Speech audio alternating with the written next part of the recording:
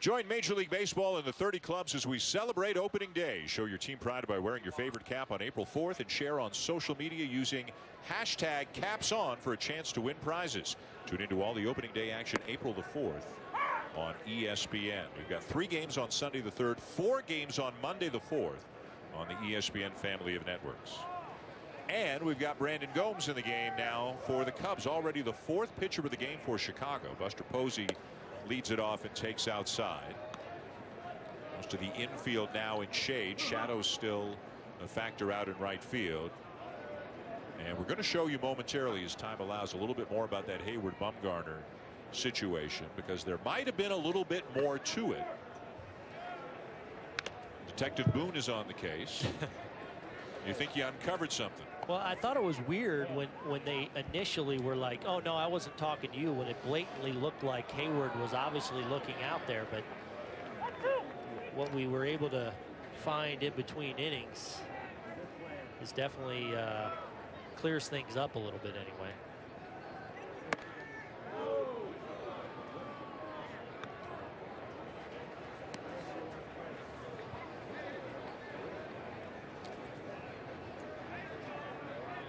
Sun's still an issue out in the outfield, especially right field. Center field to a certain extent as well for fans out beyond the fence in right field. These late afternoon games are tough as that pitch misses inside a full count. And that's the worst. I mean, I think the obvious for outfielders is usually when you're thinking when the ball's hit, you can't see it out, coming out of the sun. But if you can't see it off of contact, I mean, that is everything, because it's your reads, it's your jumps. And that's where I think you get a little frustrated right now when you see them covering their hat trying to see in. Ball 4. All right, Aaron, take us through the situation. Tell us what you see. All right, clearly Dexter Fowler is giving something to Jason Hayward, whether it be location, whether it be the pitch, whatever. Now watch right here. Hayward looks out, we think, to Bumgarner, but he's actually communicating with Fowler. And Fowler kind of nods his head like, yeah, okay, we weren't on the same page, obviously, in our communication. And that is a mistake, frankly, for Jason Hayward to be that demonstrative about it.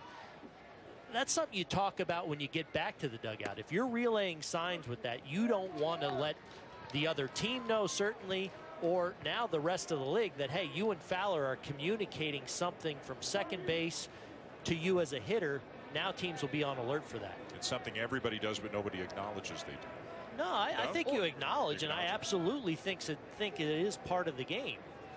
But you can't let on that you're blatantly do it, and that's what happened right there. As soon as the conversation began between Hayward and Bumgarner clearly was saying, are you talking to me? I mean, you could read his lips, and Hayward tapped his chest, and whatever Hayward said in one sentence completely worked for Bumgarner. He was completely fine with it, and the situation was over. Saying, no, I got a bad location for my guy on second. They're still talking about it, yeah, Hayward right. and Fowler out there. But that's something, look, you go communicate behind closed doors. Hey, were you giving me in there? Did he miss his spot, possibly? So possibly it was Bumgarner missing a side of the plate that he thought it was going to. And he's just saying, maybe we do thumbs up, thumbs down next time instead of a straight up stare down. And I mean, I think even beyond if it's location, I think also sometimes you look at the runner, hey, is that there? Did I miss that strike? Like, I think it can be either one. The point is he's communicating to Fowler and staring without realizing that the pitcher is right in between.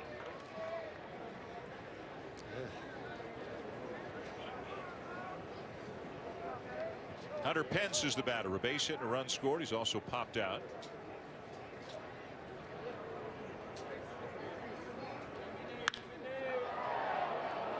In the air to right. It's carrying. Hayward is back, and it is gone. An opposite field 2-run home run for Hunter Pence. And it is 10-5.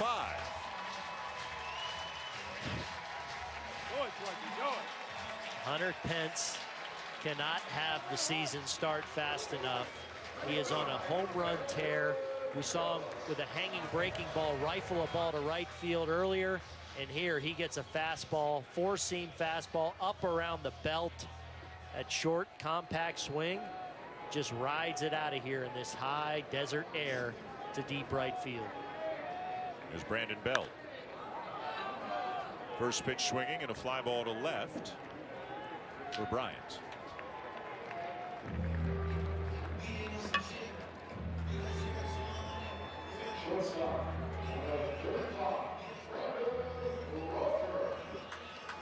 Brandon Crawford, who's coming up right now, was on the field before the game. They had like the clubhouse attendants and the medical staff and the video staff and the training staff. They had their own little baseball competition for the players. Of course, these guys are imitating Brandon Crawford with his hair out at shortstop. There's the getting to meet the real thing right there. The gold glove right there. Yeah. They had a hitting contest, a race. Another deep fly ball. It'll be a double for Crawford. Man, the Giants are having some swings today against the Cubs. I always loved hitting in Arizona. Oh my gosh. Because the ball just carries. Yep. I mean, I'm not taking anything away from Brandon Crawford because he hit that hard, but that's a fly ball out in another state. But here it keeps on going. I'm surprised it didn't even leave the park with that one.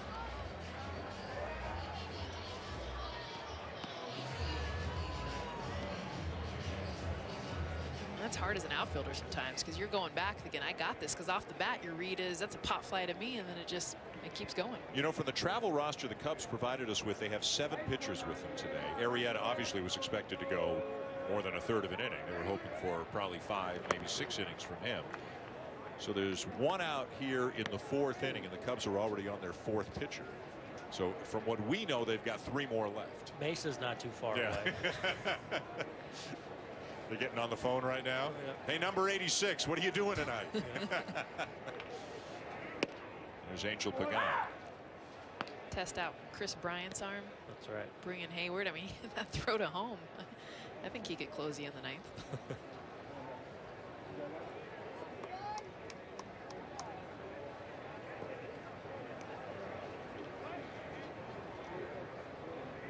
All right, let me get back, Booney, to the giving location a little bit from second base. So the idea is that the runner at second base is going to tell you inside or outside, or what kind of pitch it is, but it's mostly location more than the type of pitch, right? Yeah, I mean, it can certainly vary, but it maybe appeared that it was a location thing there, and sometimes the pitcher doesn't oblige, though. He misses the location he's going to, and that felt like what the communication was that was going on between Fowler and Hayward.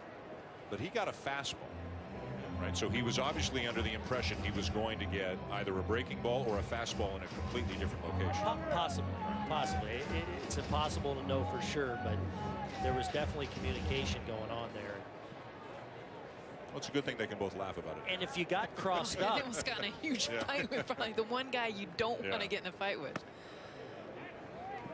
You just don't want everyone knowing about it, and that's not something you can communicate after the fact walking back to the dugout. That's something you talk about behind closed doors to kind of try and iron out, okay, what were you seeing, what were you giving.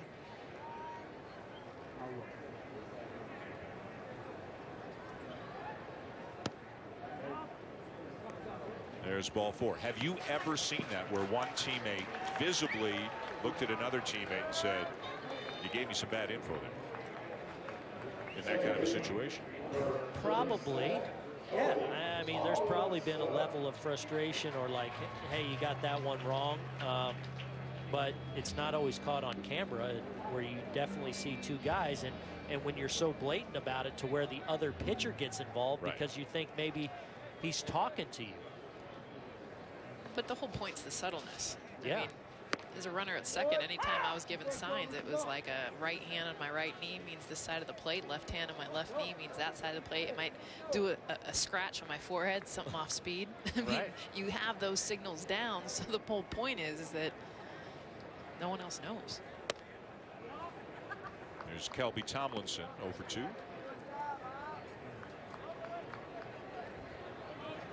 I've even called timeout from center field before and come in and told my pitcher, hey, they got your signs, buddy. Like, I'm watching runner at second. And it's obvious for me standing behind him.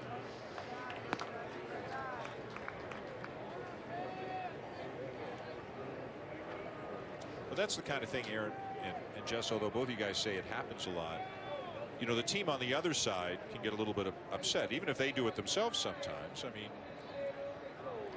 well, that's why the catcher has a mix of signs that they go from. I mean, I picked them from, you just would look at sequencing, and you always loved it when someone had like 1 or 2 signs they'd throw down. But if they can get, like, you'll see some catchers hitting the chest protector. They'll go to different locations so to mix up the runner on second base to make sure they don't pick it. 2-2 on the way, and it's in the dirt, and that will be the 5th wild pitch thrown by the Cubs today. This has been a mess for the Cubs. Hasn't been a masterpiece for the Giants, but it has been ugly for the Cubs.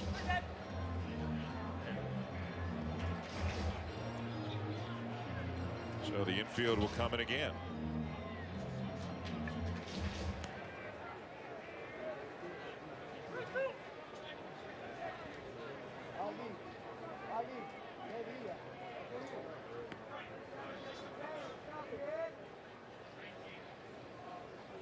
Ball 4, missing badly, and the bases are loaded. So Brandon Gomes has faced 6 batters. He's only retired 1. He's walked 3 of them, and it's been wild pitch after wild pitch. That first one and that one actually may have been scored past balls. We'll have to go back and check. We're under the impression they have all been scored wild pitches. It just keeps on coming. Montero getting his money's worth behind the plate, and I agree with you, Dan. I think the first 2 was almost a mix-up. Those balls have to be caught by Montero, but the last 3, I mean, you're literally feeling like a backstop.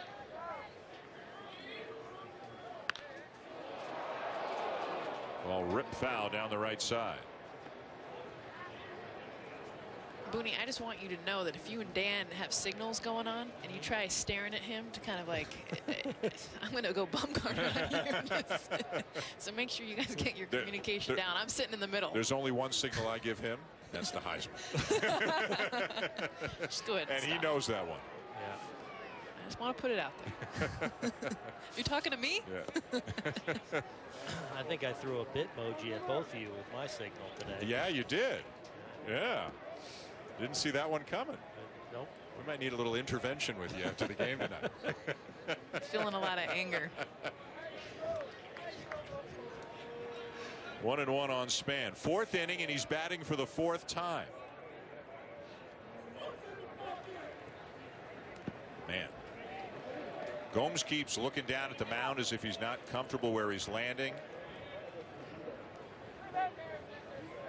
And they, again, as Aaron said, Mesa's not that far away, but there may be somebody who was kind of home watching TV tonight who may be on his way to the ballpark right now if they don't have enough pitchers to finish this game. We've only got 3 more names on the travel roster. Neil Ramirez, who's been with the Cubs, battled some injuries last year, and then Starling Peralta and Jeffrey Antigua from the minor league camp. I did see Rick Sutcliffe down there. Chris Bosio's the pitching coach, so you never know. Yeah. We may get Sut going. Come on, Sut, loosen up. Crank it up, buddy. The fans would love that. He'd rather hit. If you asked him, he'd rather go up there and hit, probably. He's looking mean right now. He's looking mean. A little tense. Goatees in midseason form.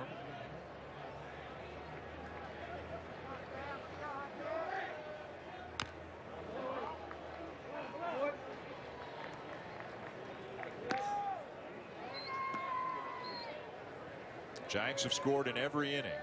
In fact, of the 4 innings, the 8 half innings that we've had so far, the only inning in which a team did not score was the top of the 2nd.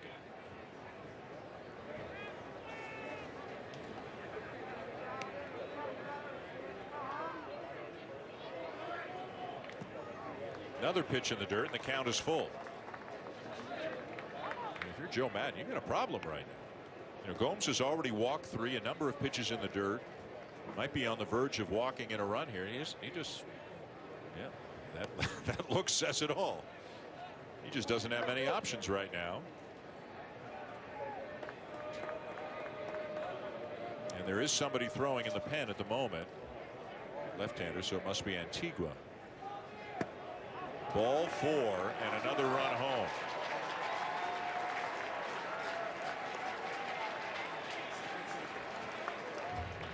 Fourth walk given up in the inning by Gomes, and there is Jeffrey Antigua.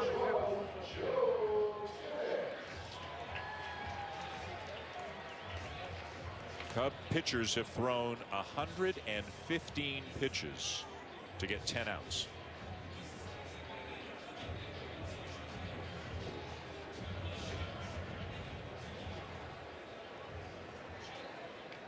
Montero's going with a kind of a slow walk there, almost as if he's stalling a little to give that pitcher time to perhaps get loose, because Gomes is really scuffling right here. Joe Panik is already 3 for 3. He's had big misses, and he keeps kind of playing with that right hand. You see him trying to get a good grip, wiping the sweat off. I'm surprised he hasn't utilized that rosin bag that's at the back of the mound. But between every pitch, he's wiped his hand down, kind of tried to adjust. Anytime you get big misses like that, grip is the big thing, and that's what you saw with Arrieta earlier. Found out later it was because of the blister, and he wasn't getting that finish that he wanted.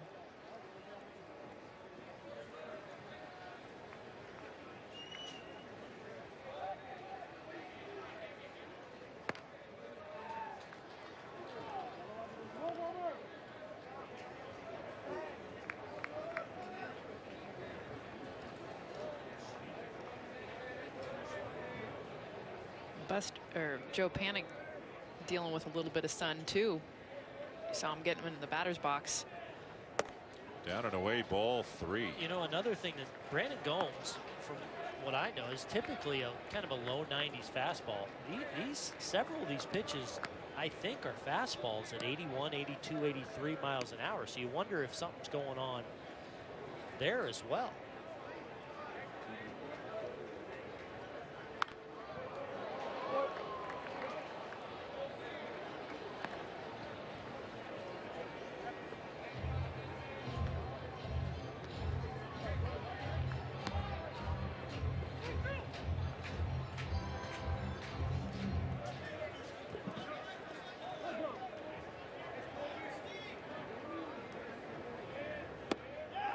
Strike 3 on the inside corner. Gomes gets Panik. I mean, that was the best, I think, radar gun reading we've seen. That was 86 miles an hour on that fastball. He's not acting as though he's hurt or anything. So with 2 down, here's Duffy. Doubled in a run of the first. He's grounded out twice. 11-5, the Giants lead in the bottom of the 4th inning. To your point, Booney, though, when he had some of those wilder pitches, they were getting 91, 92, and I think for him right now, he's probably just to find the strike zone, maybe slowing it down a little bit, whether it's a grip thing or whatever it was. But earlier in this inning, when he had pitches that were going to the backstop, it seemed like he just wanted to take something off of it so that he could find the plate. Although those are back-to-back heaters, though, and they're registered at 81 and 85, and it looks like a max effort cutting loose of a fastball. There's obviously a breaking ball, but man,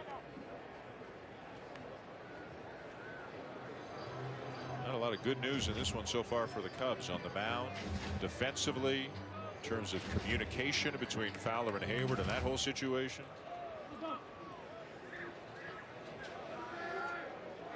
And there's a ways to go.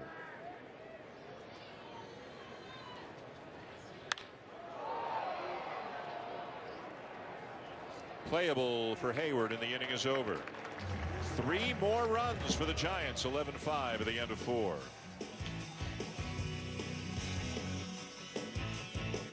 Hear that?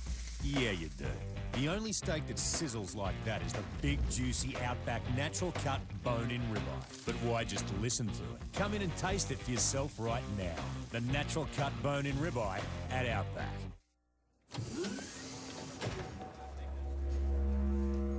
And so, my new packing robot will make jet warehouses even more efficient and save shoppers money. Genius. Oh, no. Charlene? No, Charlene! No! Charlene! Why is she wearing earrings? Charlene. Why is it a she? At Jet.com, we're always looking for unbelievable money-saving innovations. Hey, look. It's car dealership tube man in the Scion IA. Recently liberated and never looking back. It's weird he'd want a backup camera, well, with the whole never looking back thing. And he can barely contain his excitement about the low-speed pre-collision safety system. It's weird he'd care about a 7-inch touchscreen display when his hands are in the air like you just don't. But who better to point out all the standard features? The 2016 Scion IA. 0.0% APR plus $500 bonus cash. Dude, you're in a video game. Yo, time to get famous. Is that the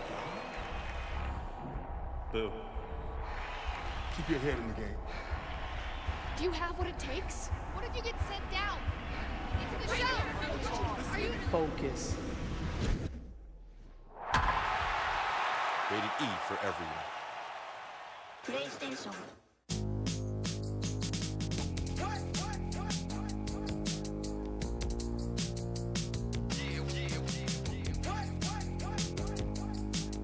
This opening day, get your caps on.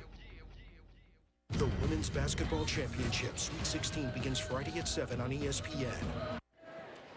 Spring training baseball is live with the MLB.com at-bat app. Stay connected all spring with the radio broadcast, video highlights, stats, news, and more. Download MLB.com at-bat, the #1 app for live baseball on your smartphone and tablet. Back in Scottsdale, along with Buster Olney, Aaron Boone, Jessica Mendoza, I'm Dan Schulman. We go to the 5th inning, and this is veteran left-hander Javier Lopez. 38 years of age, has been with the Giants since 2010. And he has been one of the best lefty specialists in the game in recent years. Had a 1.60 ERA last year. Yeah, it is truly a specialist. 77 appearances last year, just 39 1/3 innings.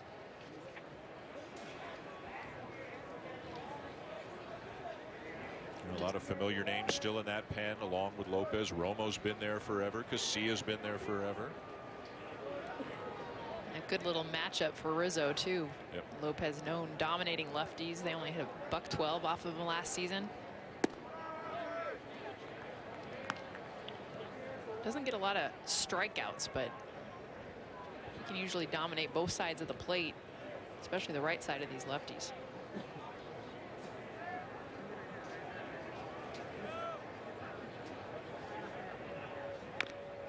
Full count on Rizzo.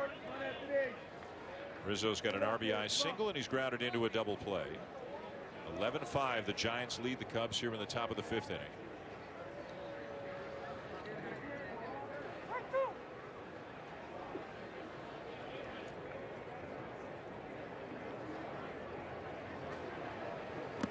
Ball 4. Well, a loss in the baseball world in the last couple of days. One of the real gentlemen in the sport, a 9-year major league career, including winning a World Series with the Cardinals in 1946, and a Hall of Fame broadcaster for many, many years with NBC, and worked in Arizona as well. Just a guy, when you saw Joe Garagiola, you just felt baseball. It was baseball when he was there. He loved the game. He absolutely loved the game, and he will be missed. I don't think it's a stretch to say one of the reasons I'm sitting here is the influence of guys like Joe Garagiola. You know, I grew up listening to Harry Kalas and Richie Ashburn with the Phillies, but game of the week every week I was glued to my couch watching Joe Garagiola, watching him do postseason games and World Series games, and I can hear him. He just got picked off at the most inopportune time of his life. I say that line all the time, and it was a Joe Garagiola line in a game. He will be missed. There's a ball hooked into left field, a base hit for Zobrist. I always like the humor too, and I think that's an important aspect for someone that grew up, Vin Scully, growing up in LA. And to hear Garagiola a lot of times just be able to kind of entertain. And I think that's something that gets missed a lot of times when people think about being in the booth and being a commentator. Is obviously you want the knowledge, you want to talk the game, but I think there's a component there that he would just make you laugh. Yeah. He was unique. He was, I don't know if folksy is the word I'm looking for, but he just made you feel like you knew him when he was broadcasting again. No doubt. Yeah. Very relatable. Let's go down to Buster with more. guys, I think of the relationship that he had with Yogi Berra, who was a childhood friend from the Hill in St. Louis, and they remained close throughout their entire lives. And I was listening again this morning to Garagiola's Hall of Fame speech when he was given the Ford Frick Award in 1991.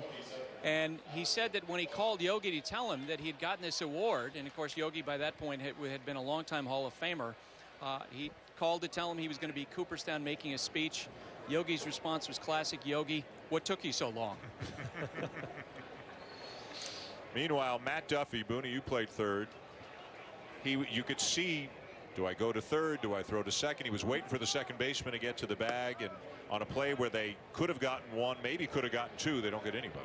Well, yeah, he was giving Tomlinson a chance to get to the bag, and then Tomlinson's dealing with the sun that's setting behind third base right now. It wasn't a great throw, but I think it was more a factor of him losing the ball in the sun at second base. The air charge to Duffy, so the bases are loaded with nobody out. On a walk, a base hit, and an error. And here's Addison Russell 0 for 2.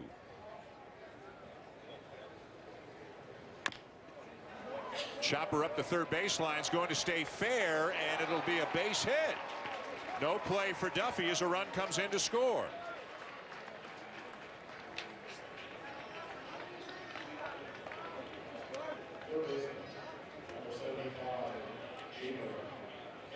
That'll bring up Jeimer Candelario, 22-year-old minor leaguer with a thrill last time up when he took Madison Bumgarner deep. Well, I think what the Cubs have liked in his bat all spring training is the fact of how hard he's hit the ball to all fields, and he just looks very calm, very relaxed for a guy that's really trying to make a push to prove that he belongs in this big league roster, although he'll probably start down in AAA.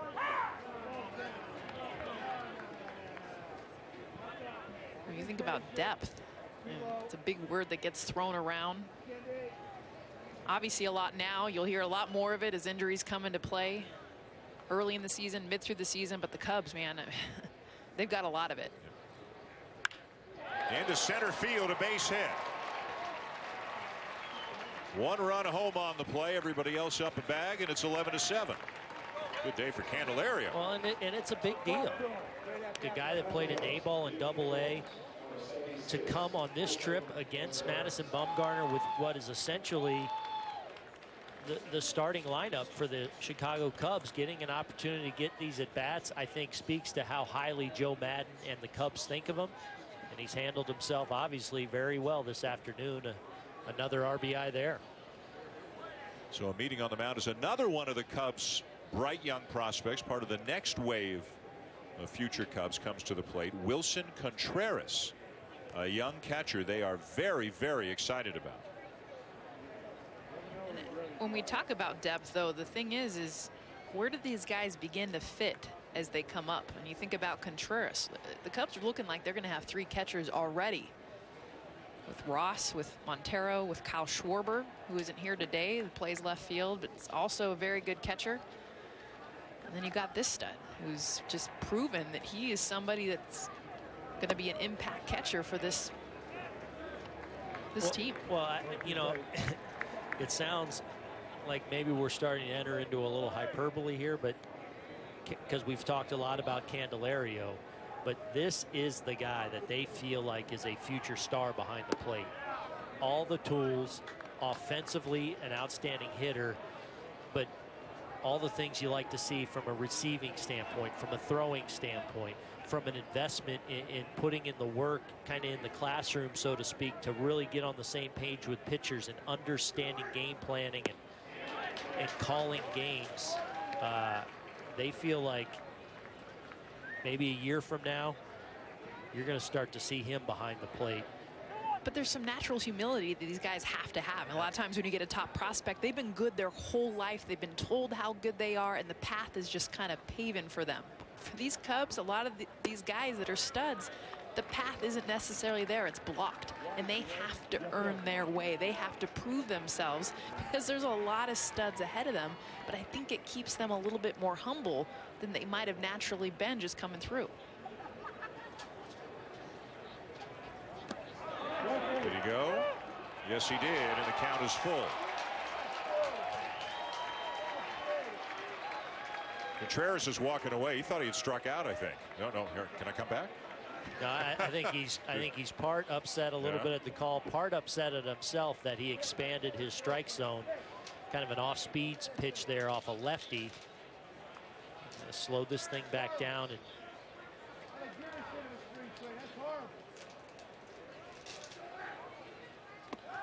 ball 4. Lopez really struggling as that forces in another run.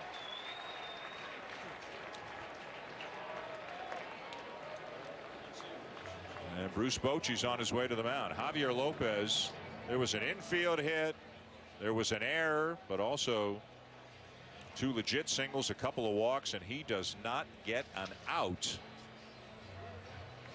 as he leaves the game. 11-8 here in the 5th inning.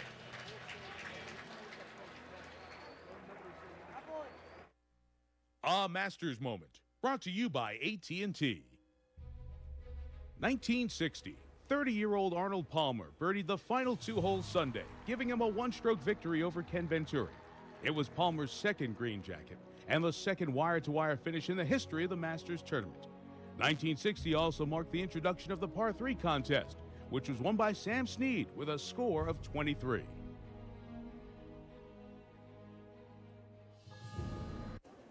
Hey there, can I help you with anything?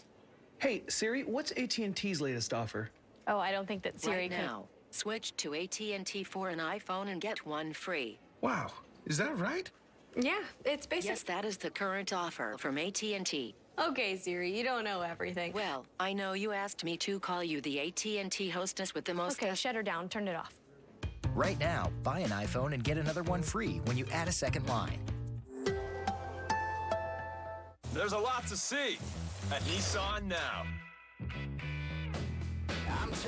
And with bonus cash, there's never been a better time to get your new Nissan. 5 exciting new models and bonus cash at Nissan now. Get up to $2,500 bonus cash on top of existing offers on select models. Hurry, bonus cash ends March 31st. Shop your local Nissan store and choose Nissan.com. 3-2 pitch. He struck him out. The Giants have won the World Series. The 2-2, and it's strike 3 call. He threw a fastball, throws Cabrera. The 2-2 pitch popped up, and the Giants have won the World Series again.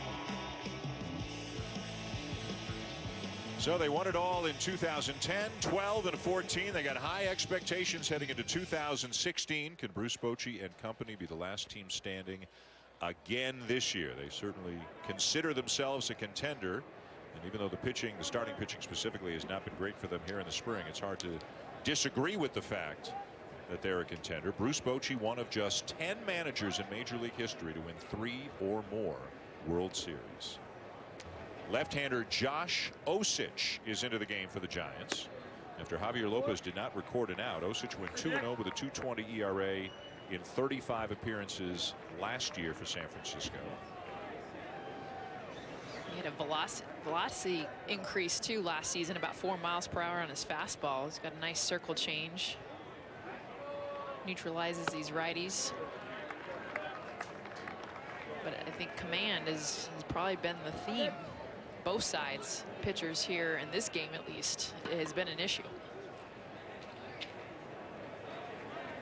Dexter Fowler has walked and singled twice. It's 11-8 in the top of the 5th inning.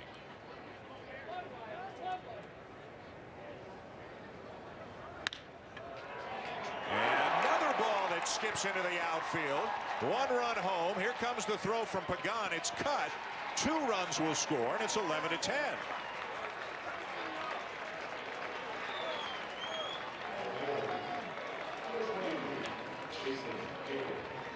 Well, another tough chance for Duffy, but a play that certainly he can make. And it's a tough in-between hop that, again, like that play he had earlier was a backhand. This is a little different to the forehand.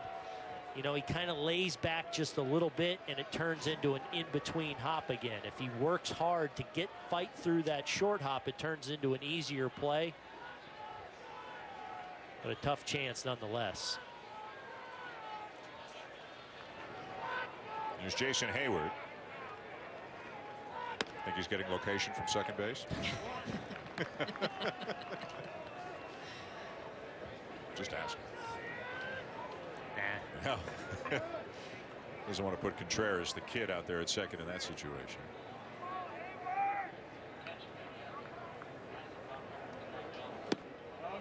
At the knees, 1-1. Hayward 1 for 3, hit a 2-run triple back in the third. So it looks like the outfield alignment is going to be Hayward in right, Fowler in center. Schwarber will get a lot of time in left, but Schwarber's also expected to catch some this year. And from the sounds of it, could be the personal catcher for Jason Hamill. David Ross would be the personal catcher for John Lester, as he was last year. And then Miguel Montero would catch the other 3. So that opens up a little bit of room in the outfield when Schwarber's behind the plate for a guy like Jorge Soler, who played right field last year, but he figures to play left field this year, perhaps in kind of a soft platoon with Schwarber, also depending on Schwarber's catching responsibilities. And Javier Baez is a guy who's kind of expanded his versatility and can play some center field. So they got some options out there. And I think that's something that, you know, Schwarber isn't just a catcher in left field. I mean, he is someone that has really worked it out. Granted, he's not a natural outfielder, but I was impressed with him throughout the season last year. He had a couple errors against the Mets, and I feel like that is probably what everybody is remembering of him and thinking, is he really a left fielder? But this is a guy, I had a chance to kind of work with him in spring training, and he is really trying to be a great outfielder. Well, and the Cubs feel like it's been a bad label that's been put on him. They feel like he's every bit capable of being a decent left fielder in this league, and they feel like that game, that Met game, kind of defined who he was, especially a guy going there for the first time. Yeah, and I think that's what happens is you do play a position for the first time, and when your adrenaline's going, that's when things like errors come to be, reads, the things you naturally were doing, but he's working on it. Swing and a miss, and Hayward is gone. And that is the long-awaited first out here in the 5th inning. That's why you hear the ovation of that magnitude.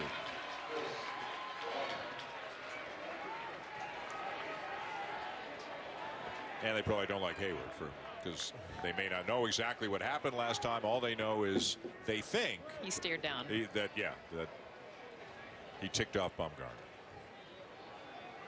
Here's Chris Bryant, 1 for 2 with a walk.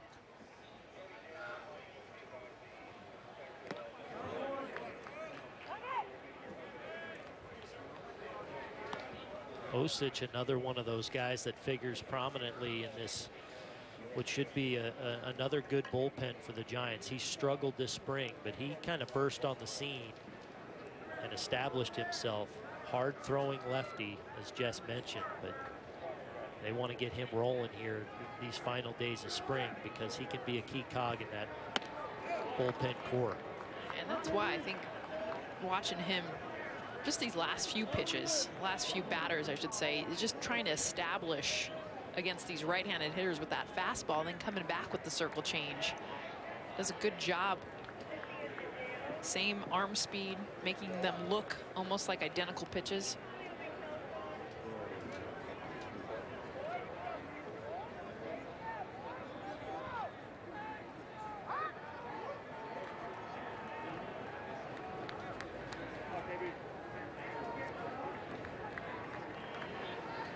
A little bit of sunlight still in the bleachers out in right field.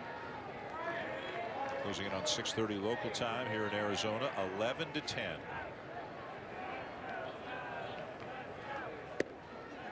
Not what you were expecting when you heard that Arrieta and Madison Bumgarner were starting. No.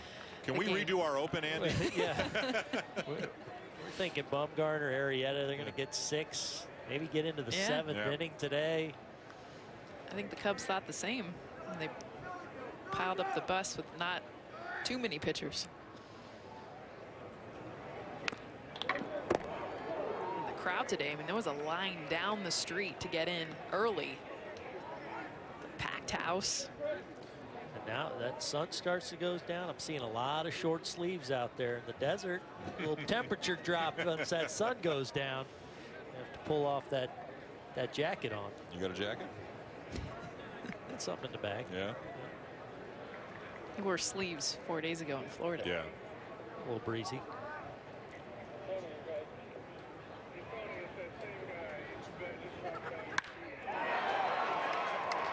This ball well struck to right center field, over the head of Span and all the way to the wall. On his way to third is Bryant, and he's in there in a headfirst slide as improbably the Cubs have taken the lead. 7 runs here this inning. And this is a little bit of a new Chris Bryant. This is a power guy that normally I think would try to just crush this pitch, but watch him just throw his hands. I mean, you think about the strength. He doesn't even finish his swing. I mean, watch him just get to contact, kind of just throw his barrel to this ball. This is a strikeout opportunity for him last year because he tries to crank this pitch. Now he goes with it, and look how far he's able to hit it. And this is something that he has tried to work on as he extends this into a triple. 12-11 Cubs as Anthony Rizzo takes inside ball 1. A 7-run inning, still just 1 out here in the inning. This has a bit of like a slow pitch softball feel. I mean, if you're Joe Madden and Bruce Bochy, you just want to turn the page on this one as soon as it's over. Whether you win or lose, you don't really care. Rizzo sends one into the alley in right center for a base hit. His buddy Bryant can jog home easily, and it's 13-11. Paper's becoming an issue over here.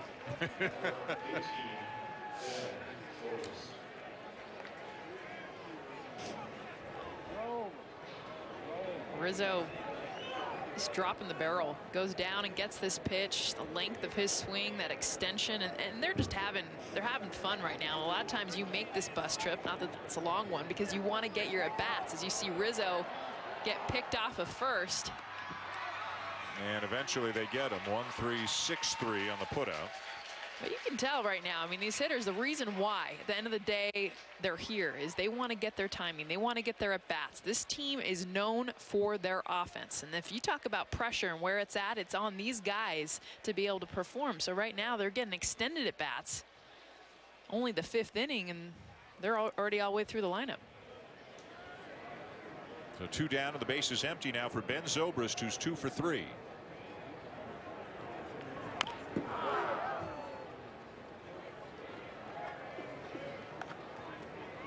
"24 runs, 25 hits, 3 errors in the game, 5 wild pitches." Bears Giants is broken out here in Scottsdale. Niners. I think the Niners play football. Giants. In San Francisco anyway. Yeah. You're talking about the New York Giants. Hey, whew, that's a fine. Yeah. We haven't established our kangaroo court, but I think now we have a reason to. Fair enough. Right? Yep. Already got a quote board going. Dan started that one out. Yeah, that's a. He's got a few one-liners. Yeah, that's one of our inside things. Oh, sorry. Don't say that on national. Pitch misses down and away. 1 ball, 2 strikes.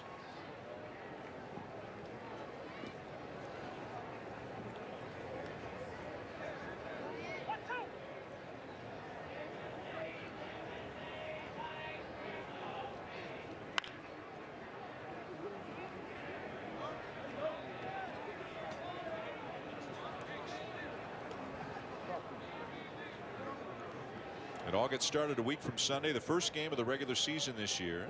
April the 3rd, 1 o'clock Eastern time from Pittsburgh. The Cardinals at Pittsburgh on ESPN. A triple header on ESPN that day. The Blue Jays and the Rays at 4 o'clock. And then at 8:30 we will have the Mets and the Royals in a rematch of the World Series.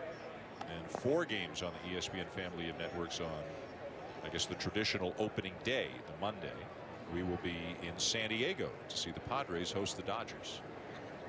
I like that Matt Harvey's going to have the ball for the Mets. Yep. And the Royals still haven't chosen there between Volquez and Ventura, we think. Yep. I would say probably the biggest memory that stands out if you are a Mets fan is Matt Harvey begging to stay into that game. And that sprint to the mound. That was a scene. That was a moment. Ooh. Ball 4. Now, tomorrow on ESPN, speaking of the Mets, you can see them take on the Cardinals, 1 o'clock Eastern time. It'll also be streaming live on Watch ESPN and the ESPN app. Did you see the play with Cespedes at the ball at the base of the wall yesterday? No. I think it was yesterday. I believe it was yesterday. So was it today? It was today. But this game that we're covering started yesterday, right? Well played, Schulman. Thank you, Aaron. And a pitch gets past Posey. To second goes Zobrist. A ball went over Cespedes' head and went all the way out to the center field wall. And in my estimation, there was maybe 6 inches below the padding above the warning track. There's space there. It wasn't like you couldn't reach your hand.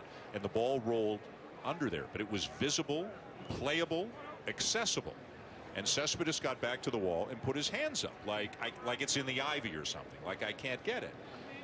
And I don't remember who the hitter was, but he got to second and stopped. And then somebody said, hey, the ball's right there. Keep going. And he came in, and there's a ball that drops in for a base hit. You know what? As well as I can tell it, Adnan Vir can show it even better. Adnan. Oh, you flatter me, Dan. This is exactly the play we're talking about here. The Astros and the Mets, and so, yep, Cespedes now going to be the center fielder. The ball gets trapped there, and Cespedes, rather than fighting through and trying to retrieve it, is convinced that A.J. Reed should stop where he is. He wants a dead ball. He doesn't get it, so Reed comes all the way around for an inside-the-park home run, and Cespedes trying to explain it to the umpire, C.B. Buckner, but as Buckner points out, hey, it's easy, just pick it up and go. Astros took a 1-0 lead there. They go on to win this game 8-5. More on Cespedes. Jess Mendoza would never do that. All right, Adnan, thank you. So not the best of efforts by Cespedes out there in the outfield. And we have another pitching change here in Scottsdale as the beat goes on.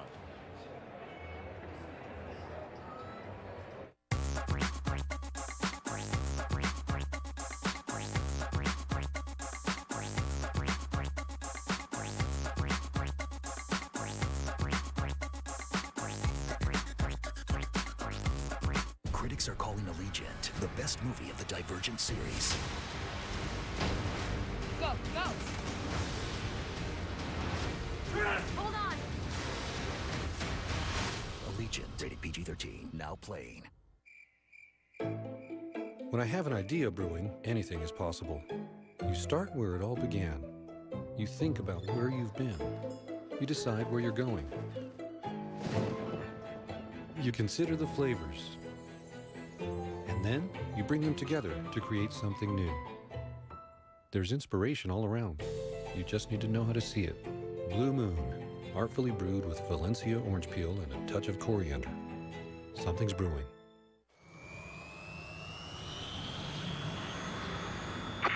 Estimating Foxtrot Alpha Sierra Echo Lima. Delta 185, flight control, how do you copy? Once you get out here, there's just one direction. Forward. One time. Now. And there's just one sound. You and us together. Telling the world we're coming for you. Scott's MLB Pitch, Hit, and Run is the official youth skills competition of Major League Baseball. It's free for boys and girls ages 7 to 14. Play your way to the national finals and have a chance to compete during All-Star Week in San Diego. Find a local competition in your area at pitchhitrun.com. The latest pitcher in the game, Corey Gear, in one pitch, bouncer to short, fielder's choice, inning over. The Cubs get 8. They lead 13-11 going to the bottom of the 5th.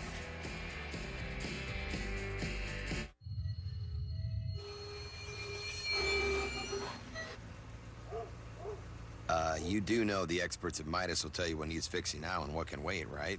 Like, I don't know, brakes? Of course I do.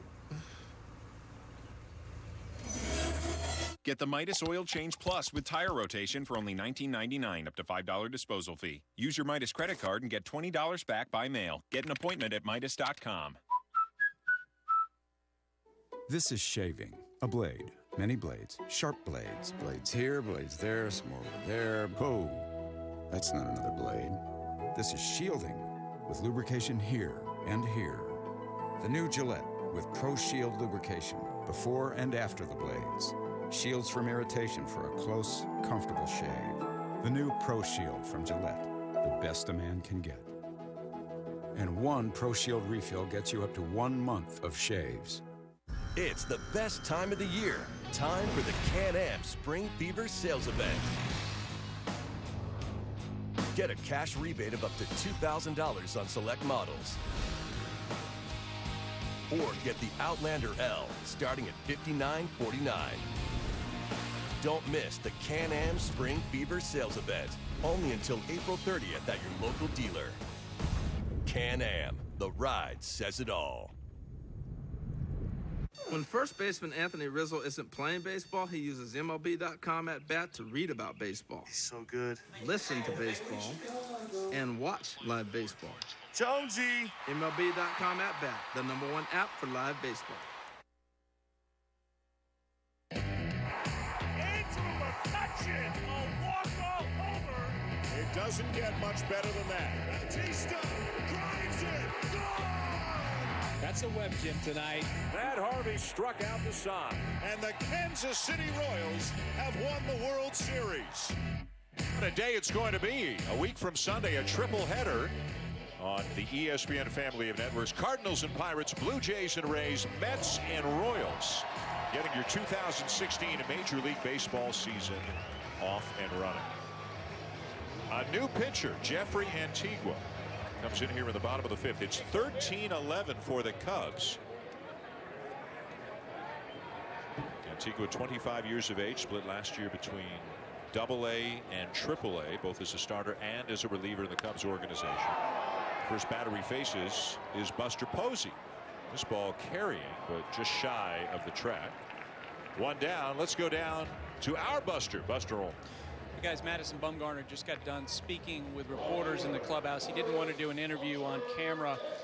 He was very positive in general about how he threw today. He said everything felt pretty solid today. He said today was one of those days when the balls hit a few feet either way, you get different results.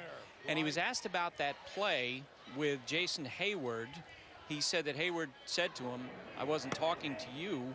And then Bumgarner said to reporters, only one other person he'd be talking to at second base.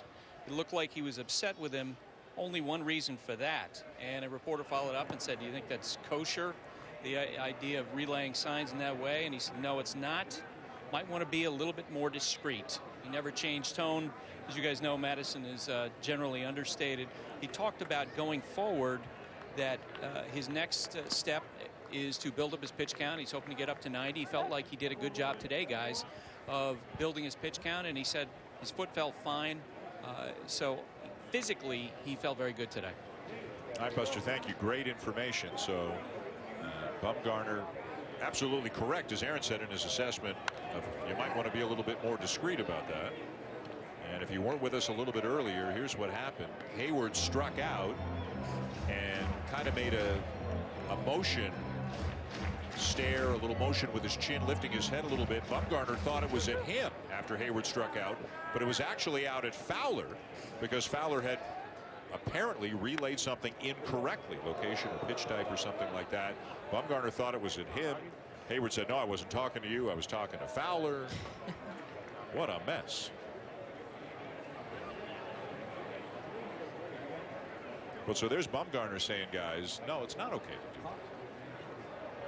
And as Pence sends one foul. I don't think any pitcher would think it is. I mean, I know if we were ever caught, you found the next pitch in your ear. Right. So it's definitely not, and that's why the subtlety is huge. I mean, you'd come up and you'd work at it. The signs, the way you communicate, everything. Well, Fowler and Hayward playing together, you know, for the first time this year as teammates, and that's something you address when you get back to the dugout. Hey, what were you seeing? Was it a missed location by the pitcher? Was it a missed read by you? I mean, these are things you got to get on the same page, but you cannot address it in that way because now, you know, everyone's looking for it. Yeah. And it's like something said, Bumgarner will remember when he faces the Cubs. Absolutely. Yeah.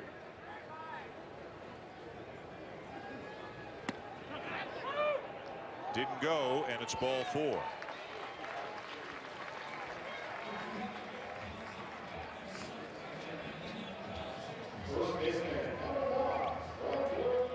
does a good job. And you could see his legs go, his whole body goes. And this is why he kind of chokes up on the bat, so that he can have that back control to just pull back at the last second.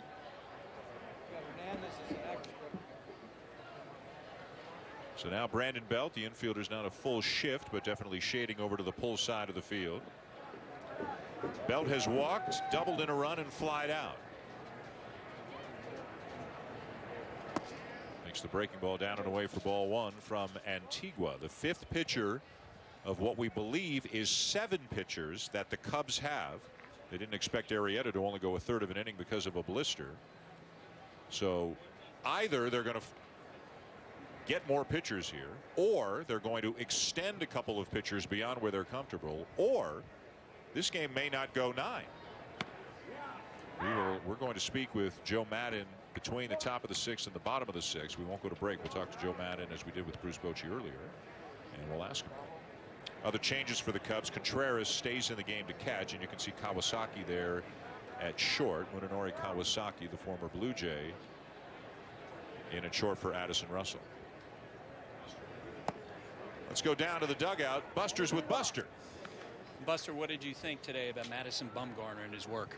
I thought he got some good work in. I think he's still a little bit off. I think he would say the same, but worked on some things that he mentioned before the game that he wanted to work on, so that's good. What about the next step for him as he prepares for the start of the season? I think he's just keep on doing what he's doing. He's kind of a guy that's always tinkering with something, and that's part of what makes him good. And I mean, he looks strong. I think that's all you can ask for. What was your view on the exchange with Jason Hayward when Madison was coming back into the plate? You mean right there at the end? I don't know, that was one of the weirder things I think I've seen. I saw Hayward staring out, and I'm like, surely, you know, it was confusing. I think it confused everybody. It might have confused Hayward as well. I'm not sure. Yeah, did you guys sort through it? Because we talked to Madison just a second ago, and he mentioned, look, he said he wasn't looking at me. He was only looking at the runner at second base. He said he might be more discreet. Yeah, I mean, that's what Hayward mentioned when he came back up the next time. Oh, that maybe it'd be a good idea not to be so obvious? Oh, no. He just said he was communicating with Fowler. So, Spring training. Spring training. How's your preparation going as a hitter for the start of the season? I feel good. I feel like my timing's getting there. My body feels well, and I think that's all you can ask for. I think it's about time to go.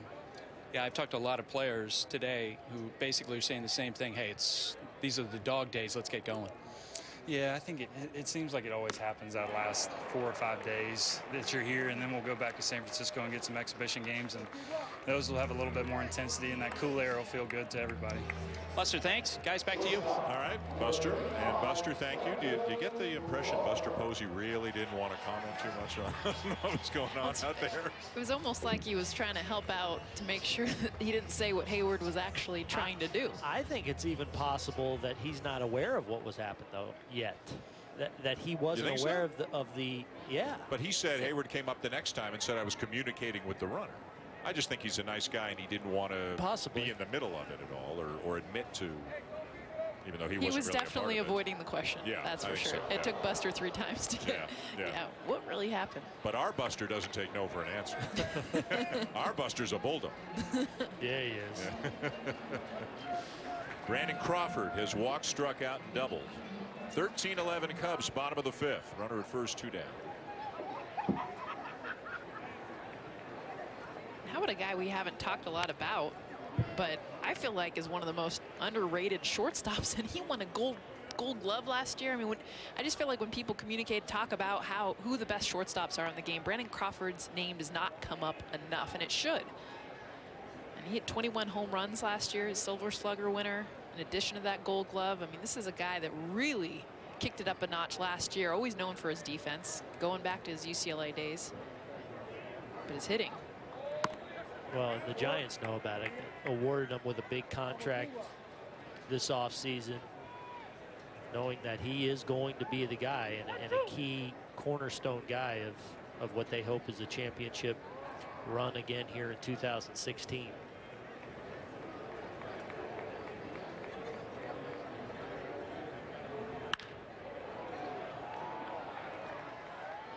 Throw to first by Kawasaki because he didn't think he could win the race, and that'll end the inning.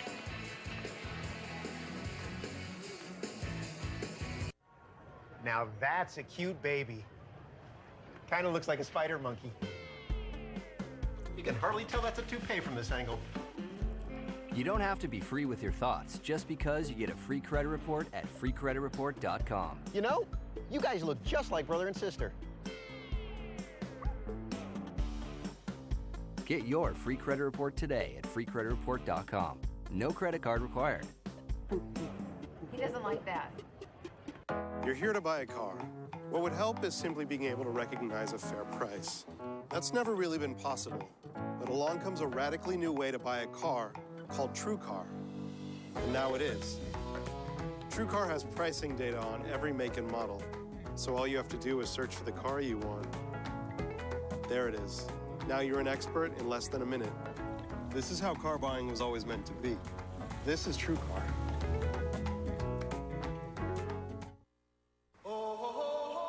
Eyes.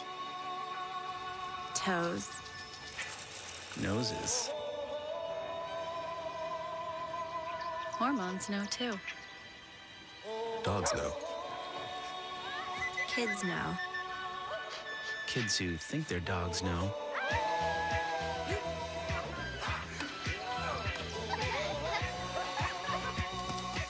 Scots. It's good out here. My office needs new laptops at a great price. Well, Staples has low prices and a price match guarantee. I took a body language class once, and the way you're standing could mean you're hiding something. Oh, Staples has low prices. Okay, now you're shouting. We can hear ya! The lowest price every time. Staples. Make more happen. I'm gonna prove to you that I'm the best. Are you challenging me to a dad-off? Bring home the wildest, craziest dad battle ever. I don't want any part of that. That sounds like pure nonsense. Own Daddy's Home on Blu-ray today and get $15 off sports tickets. Well, as all baseball fans know, it has been a long time since the Chicago Cubs have won the World Series. The expectations coming into this season are enormous. They went to the National League Championship Series last year. They won 97 games. On paper, they appear to be an even stronger team this year with some of the additions that they made. And there's no question they go into this year as one of the very top contenders to win the World Series. I think it'll be interesting to see how they play with the weight of expectations. I don't think there's a manager better in baseball. Maybe the two best ones are sitting in this ballpark tonight at handling expectations and pressure and outside influences and white noise and all that stuff and just focusing on the important stuff. But I think the Cubs have a bit of a target on their back this year because of how good they were last year and the moves they made.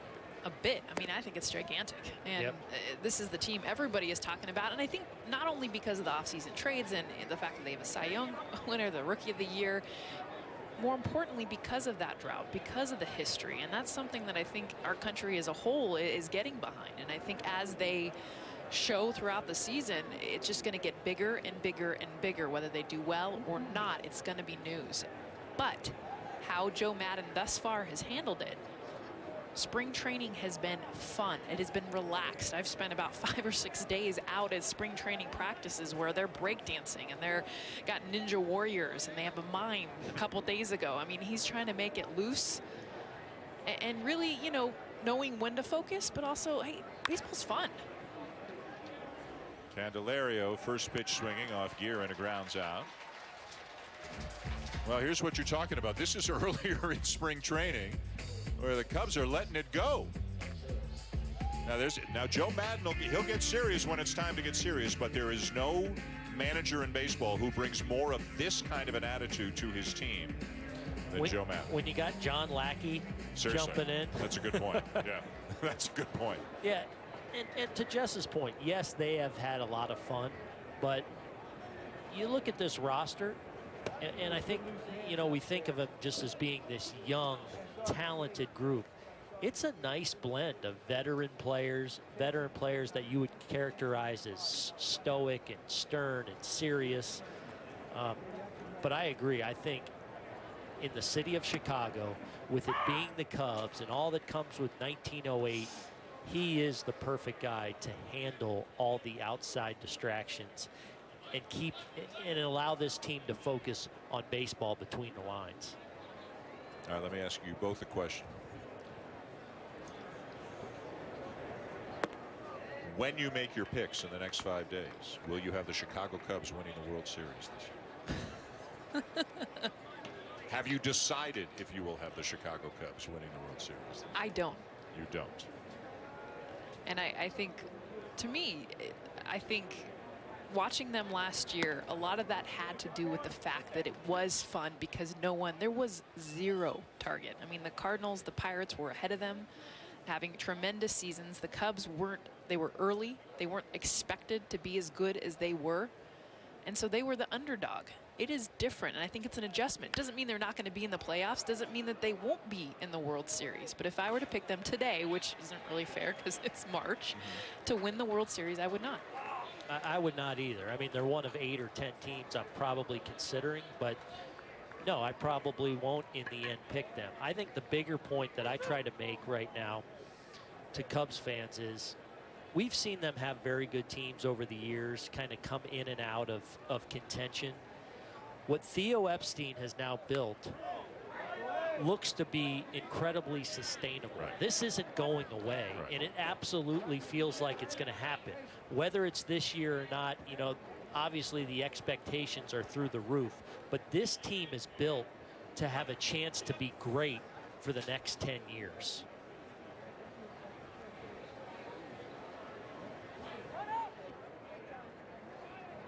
I must say, shocking lack of courage from Jess and Aaron. First off, not turning in their pick soon enough and not picking the Cubs. I picked them back in January, guys. Come on. Remember, if they need something, Theo Epstein will trade for it in midseason. Let's go. Who wants to pick the front runner? I mean, talk about lack of, you know. Wait, the Cubs are front runners? Wait. Yeah, they're picked. Vegas. I mean, I feel like that's the team that everyone is behind. You know, there's other teams and GMs that'll trade for what they need at the deadline too, Buster. Where'd he go? I was told Dan had something to do, so I'm just playing out. I'm being a professional with courage. I called it off, Buster, so you guys could continue this. Keep going. I think the Cubs have an incredibly deep team. They have a deep lineup that's going to get them into the postseason. And I do think that Theo Epstein, having been through this a bunch, has the ability to go out and make deals. And they have a deep enough farm system where they have the pieces to go out and get something in particular if they need, say, a bullpen piece if it becomes available. So you are picking them to win the World Series? Yes, I've got them beating the Kansas City Royals in the World Series. And for the record, I turned that in January. Booney, what is your whole thing about you got to wait a few days? Okay, you turned yours in January, and you've already made at least one change. So that's why turning in early, because things happen, right? Where does it keep going? I'm letting the spring sink in, and I was told I have a March 30th deadline to get my picks in. Yeah. I need every day. All right. Well, and at the end of the day, the reason why this game to me is my favorite sport is because you just don't know. I mean, there's so many things that happen. I mean, shoot, the Kansas City Royals, look at them the last 2 years, especially 2 years ago. I mean, they on paper were nothing like what the Chicago Cubs are as far as just overall talent, just big names, stars. And they did it in a very different way. And I think every year tends to be a different story. And we don't know that story yet. As the Giants have shown to us many times. It's not just the talent. It's not just quote unquote on paper. Fouled back by Fowler. This will be a fun conversation to continue, especially because all of us will be together throughout the season and to go back and forth. I'd love to call out Buster when we get to October and be like, all right, where's your team now? Yeah. that is one of the fun things about trying to get these picks right. With all the parity, it is difficult. And a swing and a miss by Fowler to end the inning. Don't go anywhere. We've got Joe Madden jumping on a headset momentarily. Talk to him about the spring and his team and how things are looking heading into this season that they've got such high hopes for. Last year, as we mentioned, 97 wins. Beat the Pirates in the wild card game. Lost to the Mets in the National League Championship Series after they beat the Cardinals in the Division Series. They've added some pretty big names, and the expectations are sky high. I think we have the skipper on right now. Joe, it's yes, Dan, Jess, and Aaron. Thanks for joining us. My pleasure. From our calculations up here, either you're going to stretch guys out, or we're not going 9, or Sutcliffe is pitching. What's going to happen here Sut's tonight? already volunteered. Yeah. He's absolutely, just do whatever you want. Do whatever you want. Davey's got to set up the lineup. Yeah, his set's already volunteered. Crazy night, obviously. Jake had the blister, and that kind of messed up our pitching rotation. But I'm really happy with our guys. You get down like that early. I know it's a spring training game, but I just like the fight. The dugout's been very much alive the entire time. I'm really proud of our guys. Well, speaking of alive, Joe, I mean, we saw a little bit of a miscommunication with Hayward and Fowler down at second. I mean, Bumgarner coming down, but it seemed like it was more of a conversation between Hayward and Fowler. Yeah, got the blood pressure rise, and I thought that was pretty cool, actually, because there was nothing really going on, but both teams reacted properly. I liked it. I think I like the edginess. As we get closer to the season, I'm good with the edge. Joe, you get the news about Jake Arrieta and the blister. He doesn't seem very concerned. He was very articulate in explaining what was going on. What's your level of concern and your understanding of the blister? Well, he just, the blister, I went out there and I saw it. It was just like a little dot there that he had tried to cover, but he wanted to throw to one more hitter. I probably should have taken him out, actually, but I did not. Watching him from in here, it didn't look really good. It looked like the ball was not coming out of his hand properly because of that. He insists that he's going to be able to do his side piece in a couple days. I think with something like this, you wait a day or two, then you figure out exactly what you got. There's no rush right now. It's the beginning of the season. If you needed to take more time, you do that. But I'll know more tomorrow, the next day. Well, Joe, you mentioned no rush. I mean, it's still, you got a week and a half until spring training's over. But what would you say, I think, messaging-wise, as you head down the stretch here in Arizona, is probably big picture for the entire team that you're trying to give? Well, I talked to pretty much the position players a couple days ago, and it was a lot about hitting and situational hitting in general. And I also told them about it's not wise to attempt to play with the switch.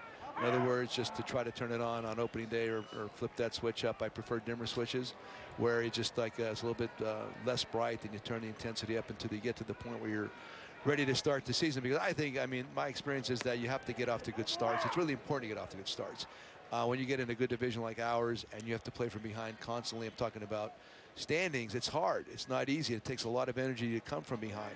So the big, what we're trying to do right now is to ramp up the intensity a bit. And then the next goal is to get off to a good start. Joe, one more if you don't mind. We've been talking a little bit about the changes you made, how good you were last year. The expectations are sky high. Do you feel there's any difference? Do you feel like the hunted as opposed to the hunter? Is there any change this year? That would be external. That's not up to us. I mean, I do read some things and you hear a lot of different things. So anytime you hear the word expectations or pressure, that's from outside coming in. And my perspective is that if you really relentlessly pursue the process, that stuff should not bother you. If you're outcome based, absolutely that stuff will bother you. So from our perspective, honestly, to this point, it's been a continuation of last year regarding the attitude and the esprit de corps, and that's all I'm worried about. I'm not worried about other people's expectations, and the word pressure to me is a positive word. So I like it. I like it a lot. If in fact we are the hunted, let's go. And that's why I went with embrace the target, because I want our guys to be ready and understand we can't take anything for granted. And you got to go out there and prove it on the field. Joe, we really appreciate the time. We'll see you during the season. Always good to be with you guys. Thanks. Take care. Joe Madden, the manager of the Chicago Cubs. I think he's right. I mean, pressure is a privilege. I think it's just how you approach it. And to me, it's all about the psychological effect of it. I mean, pressure is something that you're going to have. Expectation, it's how you deal with it. The fact that his mindset, and the best thing that Joe Madden does, he knows the game, but he understands personnel. And every player on this team is going to handle that different throughout the season, and he's going to have to figure out a way to get the best out of each. What I love that he said was, if you're outcome-based, then you will hear some of that outside noise, and that can creep in. But if you're all about the process and chasing and doing the things every day that allow you to be successful, you kind of are, you have a tendency to get lost in that, and the outside things don't become a distraction. And I think that's when you're freed up and can play your best. Kelby Tomlinson is the batter, and he lines a base into left field.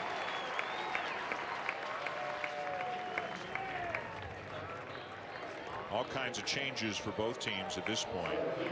I liked his line where when he was talking about flipping the switch, and he said, "I don't like to flip the switch. I prefer a dimmer switch."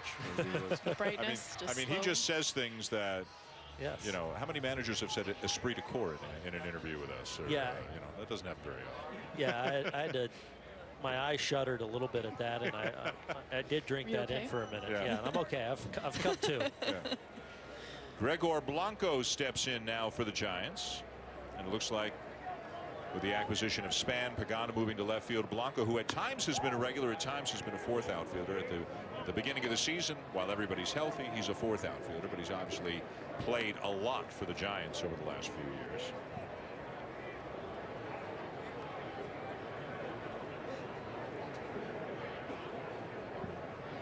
The Cubs scoring 8 runs in the top of the 5th inning to take a 13-11 lead as the Giants bat here in the bottom of the 6th. And out to the mound goes Contreras to speak with Antigua, who's in his 2nd inning of work. MLB.TV Premium, everything you have come to expect and more. A new low price for 2016. Watch every out-of-market game of all 30 teams live in true HD on over 400 supported devices. Blackout and other restrictions apply. Visit MLB.TV for details.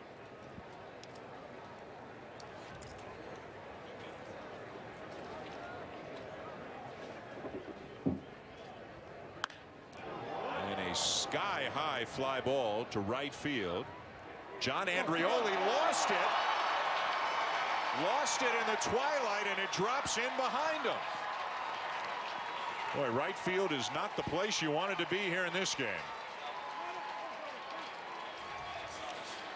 Well, right away it looked like Jess, you saw him throw his hands up.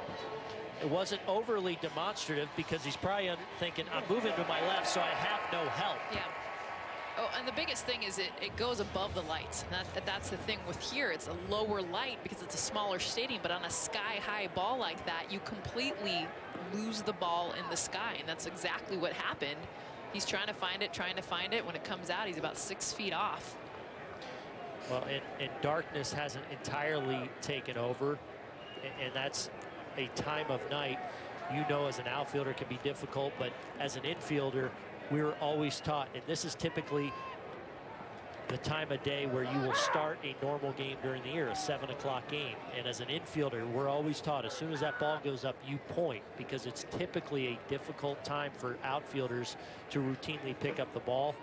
Obviously, a lot of struggles out there on that one. Joe Panik still in the game. He's the DH tonight for the Giants, and he is 3 for 4. And now Antigua wants to talk to Contreras again. Back to the first question I asked Joe, which was kind of tongue-in-cheek. I'm still not clear if they're going to stretch out relievers. We're not going 9, or Sutcliffe is pitching. We didn't really get an answer to that. Sut had offered that. Sut has offered. We know that. I vote Sut for at least for a batter. Yeah. Come in and get a batter. See what he's got. Yep. Well, Sut perked up when the whole Hayward-Bumgarner thing. He thought there might be a squabble. And he likes squabbles. He likes those things. Yeah. He's a squabbler. He wins all of them. He's a lover now. Look at him.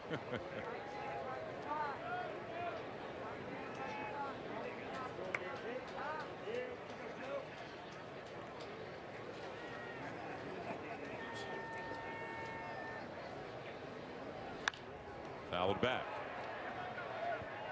For those who don't know, if they just know him as an analyst, Rick Sutcliffe won the Cy Young Award in 1984 as a member of the Chicago Cubs. He started the year with the Cleveland Indians and was traded to the Cubs, I want to say early June. Yeah. Early June. And he went 16-1, I think. 16-1 as a member of the Cubs. So he didn't get to the National League until early June, and he won the Cy Young Award. That's pretty good. That's not bad. Well, remember late last season, there was a lot of buzz about could Yoenis Cespedes win it, but he obviously didn't go over till the deadline, and eventually that talk kind of went away. But Sut went on quite a run there in the final 4 months. Very Jake Arrieta-esque the final 4 months, and lead them into the championship series against the Padres. Let's go down to Buster Olney. He's with Jason Hayward. Yeah, and Jason, unusual situation happened in today's game. You're aware of what Madison Bumgarner said. You might want to be a little more discreet. You went back up in your next at bat. What did you tell Buster Posey? I just told Buster, first of all, man, I wasn't talking to Madison at all. I was looking out at decks, simply asking, was it a ball or a strike? Because he made a good pitch. He threw a front door cutter right there. He spotted up on me, and that was that. And I mean, I heard you said that, you know, Maddie thought that we were tipping signs or anything like that, but that wasn't going on. I've played against that battery since 2008 in Madison and Buster, and it's always a battle. You know, first-class guys, they play the game the right way. I try and do that the same, and that was it. I know he was, you know, a little heated when he came off the mound the inning before, but, you know, rightfully so. He's a gamer, and that guy wants to be in every spot. So, again, nobody was tipping signs. We wouldn't look out at each other and be like, hey, we're tipping signs. You gave me the wrong sign. I wouldn't show up my teammate if somebody, you know, all that kind of stuff, man. Like, that's just not me. It's not who I am. So it was a simple thing that I had no idea how it looked. I didn't even realize I was, you know, anybody thought I was looking at Madison. Buster hopped out, and he was like, hey, what's going on? I was like, what do you mean? Like, what's going on? I'm just looking at Dex trying to get, like, a thumbs up or no. Like, he made a good pitch. Was it a strike or not? That was simple as that. How was your conversation with Buster when he came up this next time? Well, he's always, man, like, he's always locked in, and rightfully so. He's, you know, he takes control of the game, and you don't get a lot of words out of Buster, but over the years it's kind of grown. But he just said, no, I believe you, Jay. I trust you, that you guys weren't taking signs, you weren't showing them up. But, I mean, come on. Like, he punched me out on a good pitch. He got me out my first AB. I got him one time, you know, so he got me to strand some runners right there in a good spot. Jason, how are you enjoying it with the Cubs? You signed over here. You had some great offers. And you choose Chicago. No, I'm having a blast, Buster. You know, it's a tough spot when you have to make a business decision in this kind of game, when you got family involved and everything, when you're talking about other players and guys that you make bonds with. But it's been a blast so far, and we got a young group. We got a group that can hopefully be together for a while, and I'm just trying to gel with them. What's it like playing for Joe Madden? A lot of fun. A lot of fun. You come every day. I mean, I've had opportunity to play for some great managers in my career, and you know, Joe adds to that list, and he makes sure he sets the tone in a positive one of wanting us to have fun, come in every day, work hard, and try and be the best version of ourselves. Jason, thanks. Back to you guys. All right, Buster, thank you. Inning over. We'll talk a little bit more about what Jason Hayward had to say when we come back to Scottsdale after this. Hear that? Yeah, you do. The only steak that sizzles like that is the big, juicy Outback natural cut bone-in ribeye. But why just listen to it? Come in and taste it for yourself right now. The natural cut bone-in ribeye at Outback. This is shaving. A blade. Many blades. Sharp blades. Blades here, blades there, some more over there. Whoa. That's not another blade. This is shielding with lubrication here and here. The new Gillette with Pro Shield lubrication. Before and after the blades. Shields from irritation for a close, comfortable shave. The new Pro Shield from Gillette. The best a man can get. And one Pro Shield refill gets you up to 1 month of shaves. No, I didn't make that purchase. Someone must have my card number. So I can pick up a new debit card right now? Thank you. All right, everyone, follow me. But Coach, the gym is that way. Okay, everyone, do some squats. Come on. This may take a while. Here's your card. Thank you. Instant issue debit cards. Security, convenience, together. Well, that was fast. Wells Fargo. Together we'll go far. Where next? The dentist? As you'll see, when shoppers add an item to their Jet cards, they automatically shrink the prices of millions of other products.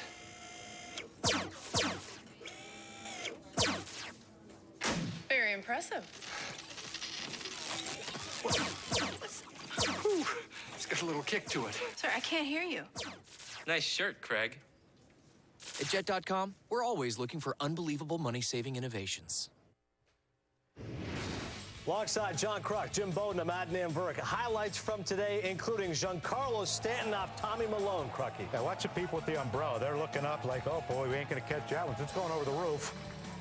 Second home run of the spring. The Twins win it 8-4. The BBTN 100 being unveiled. Numbers 6 through 10. Stanton is 8th, and he could have a very productive season with Barry Bonds as the hitting coach. Yeah, off to a great start last year. 74 games, 27 homers, 67 RBIs. He would have had a monster year last year, moved up this list. But with Barry Bonds, though, he's going to move way up this list. If he can put into play what Barry's going to teach him mentally about the mental aspect of hitting, with Barry's knowledge, this guy might hit 50 homers, driving 130, 140 runs, and move up the list to number 1 or number 2. Big expectations for Stanton. Also, Zach Greinke now.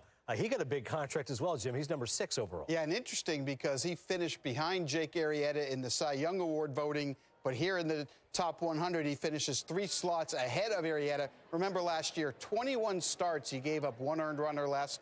26 starts, 2 earned run or less. Certainly was lights out. Is that good? This game's flying along. For Jim Bowden, John Crockett, Matt Namverk, more of the BBTN 100 to be unveiled. Dan, back to you. All right, guys, thank you. We are looking forward to more of that. Welcome back to Scottsdale, where we are here in the top of the 7th inning. I like the little dig that we're flying along. Here's a ball driven to deep left center field off the bat of Almora, and it's going to be off the ball on a bounce. Albert Almora with a leadoff double here in the 7th off Santiago Casilla.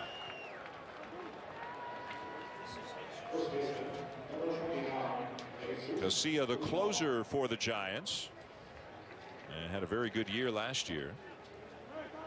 Not a guy who comes in and, 98 miles an hour and stomping and snorting and, all that blows you away like some closers do, but he gets the job done. Yeah, absolutely. 93, 94 typically with that fastball. He's got a curveball and a slider to go with it, and has been incredibly reliable in some championship runs for the San Francisco Giants. And he's not very predictable. And that's something I noticed with him, especially last season, as he established himself in that closer role. He'll get a lot more looking strikeouts than he will swinging strikeouts. Fly ball to right field, caught by Jarrett Parker off the bat of Guzman. Tagging and moving to third on the play is Almora. Aaron, I think it would make Jess and me feel really good if you at least gave the impression you were trying to do a scorecard in a game like this. I'm up to speed. Are you up to date? Yeah. Oh, I thought you packed it in. Oh, no. Are you in the 6th then? No, I'm on the 7th. I don't have as fancy a scorecard. She has a fancy scorecard. I mean, that's a Boog Shambi score. Oh my gosh. Yeah. Credit John Shambi. There's John Andrioli, an outfielder in the Cubs system.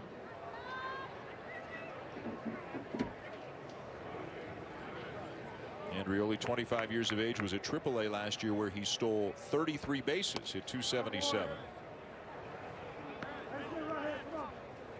I like to think of my scorecard as good meat and potatoes here. We got a 12-course meal over here for Jess. I like to think of it as a Trojan and a Cardinal. Wow. Wow. I didn't think we were going there until April, maybe May. Wait till football season gets here. 2-0. 13-12. Cubs lead the Giants, top of the 7th.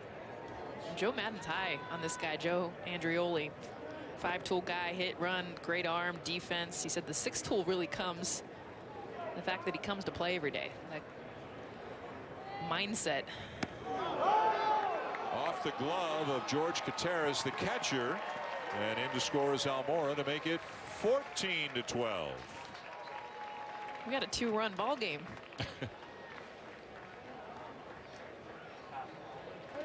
Pass ball is the official scoring on the play.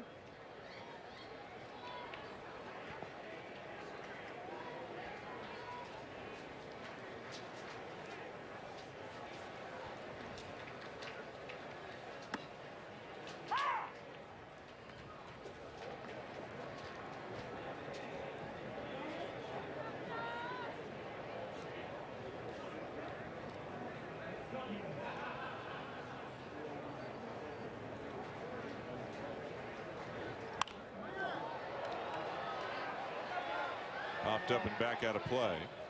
And hearing that interview with Buster Olney, Jason Hayward, I come out of that completely buying what he's talking about. I think it would be, just for a player the caliber of Jason Hayward, who's been around, it would seem incredibly odd if he was getting signs.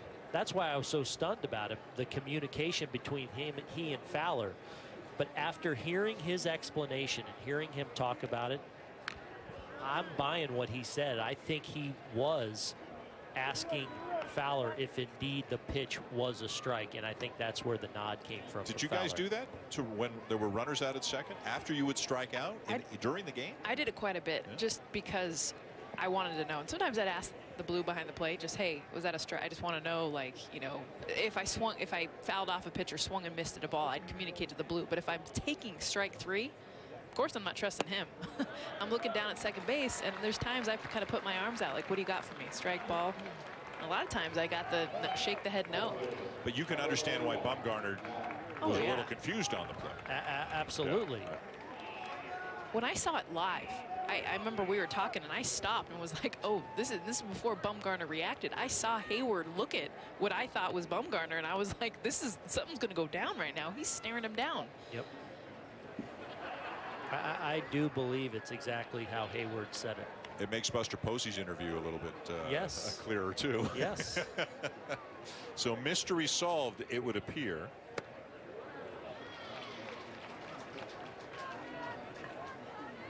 Matt Merton is the batter. Matt Merton is a guy who is back after 6 years in Japan. Played for the Cubs, among others, before he went to Japan. Right-hand hitting outfielder, got some pop.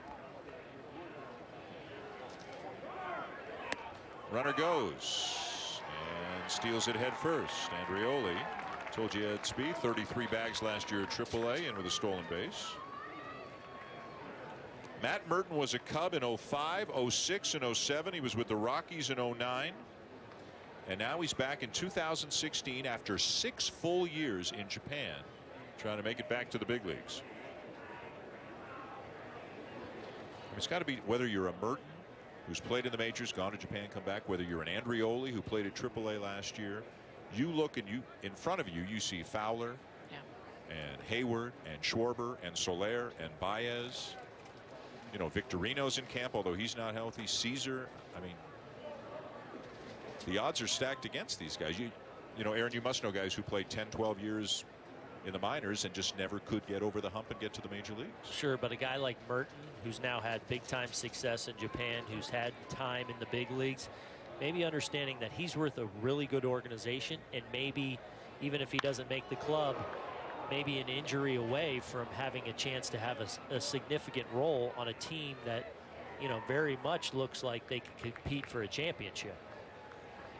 In Merton's case, of course, trying to make it back to the major leagues. Some of the other guys, you know, you're a prospect and then one day you're not a prospect. When somebody else comes in behind you and they're a bigger prospect, and then, you know, you're 24 or you're 25 or you're 26 and you're still trying to break through, like some of the other guys in the Cubs organization. Jess, are those your glasses? They look like the ones you were rocking on the field today. I do rock the. So do you. Fighter goggles. My aviator sunglasses. Yeah. I do. Fly planes. Yeah. Well, you went to Stanford.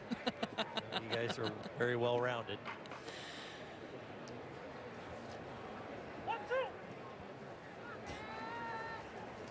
That hurt you to say? I was kidding. Don't make me sit in the middle. 1-2 the count on Merton. Casilla on the mound, a run in already. 14-12 Cubs. And he missed outside with a slider. 2 balls, 2 strikes.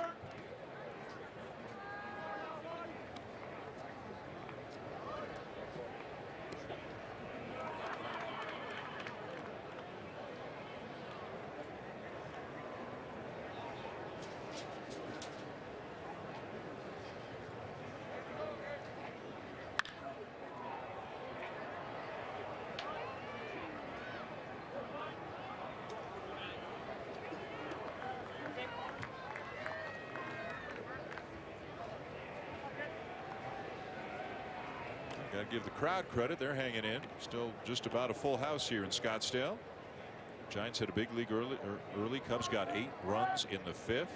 Arrieta went a third of an inning. Left because of a blister. Madison Bumgarner went 3 2/3, gave up 5 earned runs. But felt it was progress, as he said in his post-game remarks. And there is strike 3 called as we throw it back to the studio again in Adnan.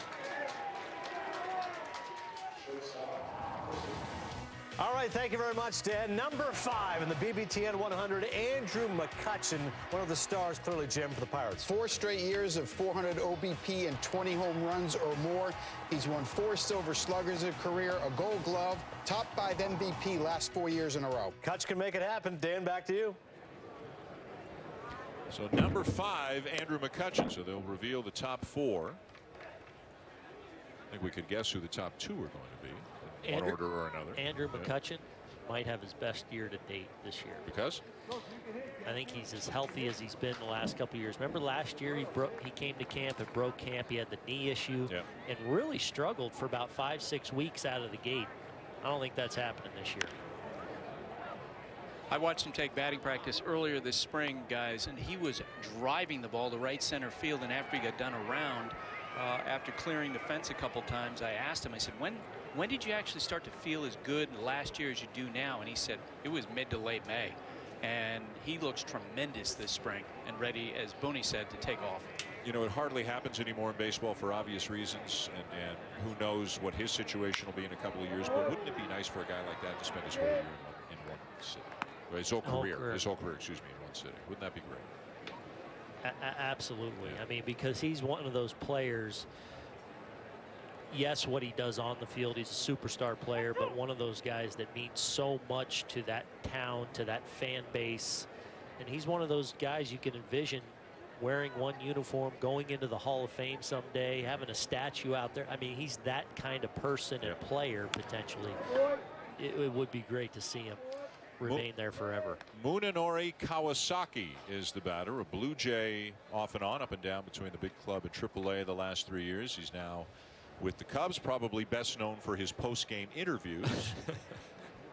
Because he's a funny one. He's got a lot of personality, and he had a couple of game-winning hits, a couple of big moments. And if you don't believe me, go on YouTube. They went viral, as the kids say.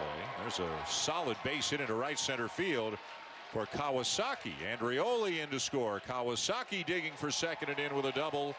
It's 15-12. Let's go back to Adnan and the guys and see who's number 4.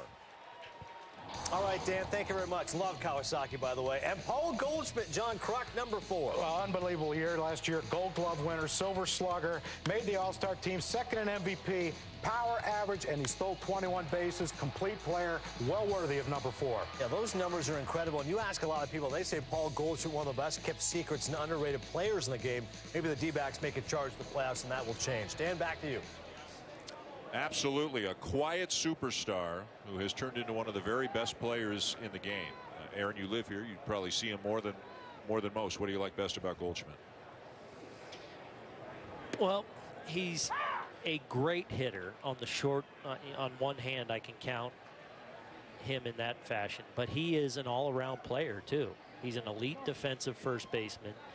He's kind of fast and a outstanding base runner, so stolen bases are very much a part of his game, and probably the number 1 reason why I'll reveal a little here today. I am picking the Diamondbacks to win the National League West. All right. Gutsy. Wow. Take that, Buster Olney. Jeffrey Antigua strikes out against Casilla. 7th inning stretch in Scottsdale.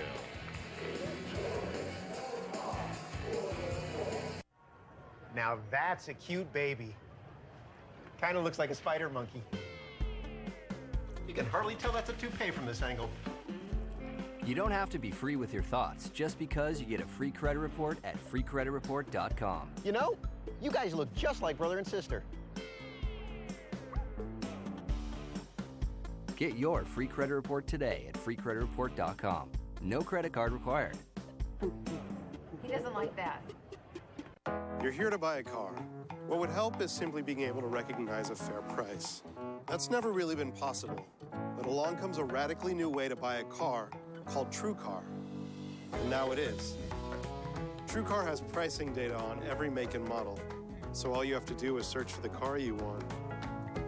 There it is. Now you're an expert in less than a minute. This is how car buying was always meant to be. This is TrueCar. Prove to you that I'm the best. Are you challenging me to a dad-off? Bring home the wildest, craziest dad battle ever. I don't want any part of that. That sounds like pure nonsense. Own Daddy's Home on Blu-ray today and get $15 off sports tickets. Your credit is in pretty good shape. Chuck, I know I have a 798 FICO score thanks to Experian.com. Kaboom. Get your credit swagger on. Go to Experian.com, become a member of Experian Credit Tracker, and take charge of your score. You know, Viagra helps guys with erectile dysfunction get and keep an erection. Talk to your doctor about Viagra. Ask your doctor if your heart is healthy enough for sex. Do not take Viagra if you take nitrates for chest pain or Adempas for pulmonary hypertension. Your blood pressure could drop to an unsafe level. To avoid long-term injury, seek immediate medical help for an erection lasting more than 4 hours. Stop taking Viagra and call your doctor right away if you experience a sudden decrease or loss in vision or hearing. Ask your doctor about Viagra. Welcome back to Spring Training Baseball on ESPN, presented by Head and Shoulders. Nicely done. Thank you. That was Aaron Boone. I'm Dan Schulman. Jessica Mendoza, Buster Olney, bottom of the 7th inning. In a game that neither manager will probably ever want to speak of again. It is 15-12. Errors and wild pitches and walks. And the Cubs making a big comeback. Antigua into his 3rd inning in relief. Remember, the Cubs didn't bring that many pitchers because they thought, obviously, Arrieta would go 5-6 innings, and he wound up leaving in the 1st with a blister. So Antigua, he was the last batter in the last inning, and his heart may have been in the at-bat against Casilla, but the rest of them wasn't. I mean, you talk about stepping in the bucket on all 3 of his swings. He just wanted to get out of there in one piece. This is George Kateris, veteran catcher who's bounced around.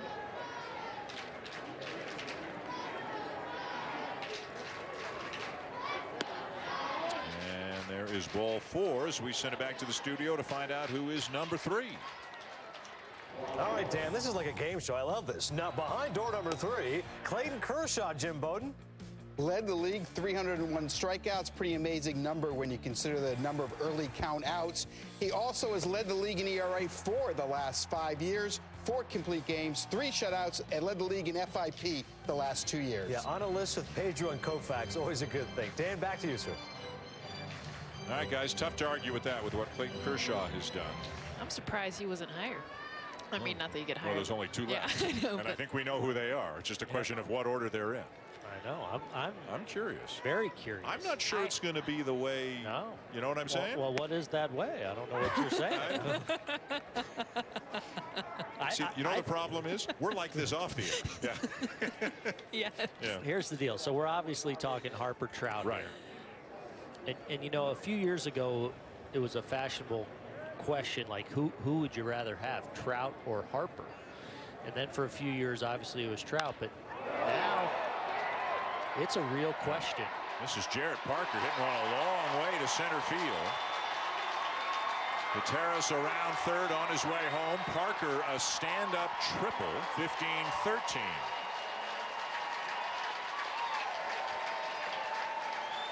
He put a jolt into some last year. He got about 50 at-bats for the Giants. Hit well over 300. Hit 6 home runs for them last year. Yeah, and he puts a charge in this one as this ball's left up. They want to go down and away with it. Actually, it's off the plate away, and you get a good look at the power here. That's 6 home runs and over 50 at-bats. That's outstanding plate coverage, Jess. That ball might have been off the plate away. And I know, again, it's Arizona, but that's 410 feet to straightaway center pretty much. Just nice length. I mean, the fact that he reached that plate coverage you're talking about, lefty on lefty, too. Antigua had the advantage. There's Grant Green, former Angel. But I know what you're saying. So until Harper had the year that he just had, the easy answer is Mike Trout is the best player in baseball. But now, is it an even matchup? Can you make a reasonable case for either one of them? I'm going to ask you both. All right, let's say for the next 10 years, who would you rather have? Ooh. Wow. I would go Trout. There's a fly ball to deep left center. Plenty deep enough to get the run home. Well, we're going to go back to the studio, and Adnan, Truckee, and Jim are going to tell us who's number 2 and who's number 1. All right, Dan, thank you. We're almost there. Bryce Harper, Crucky, had a phenomenal season. Unbelievable season, winning an MVP without his team making the postseason. He told me in spring training last year that if he can stay healthy, he could put up monster numbers. He stayed healthy, and he did. He's got the swagger to go along with the talent and one of the great offensive seasons since the turn of the century back in 1900, Dan. He did have an incredible year, getting all 30 votes as he won National League Most Valuable Player. So there's the answer. BBTN Top 100, Harper 2, Trout 1. Can't go wrong. I mean, we're talking about two guys who have a chance to be not just great players in their own era, but transcendent stars in the sport of baseball overall. No question about it.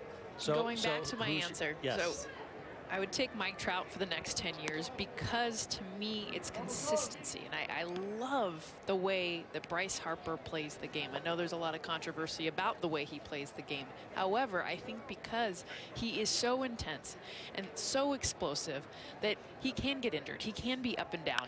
There's just some risk there. When you're talking over the length of his career, he's the kind of guy I see running into a wall and blowing up a knee or doing something. Where is Mike Trout is more methodical, the way he plays the game. It might be more vanilla than Harper, but at the end of the day, over 10 years, I think it's going to be more consistent.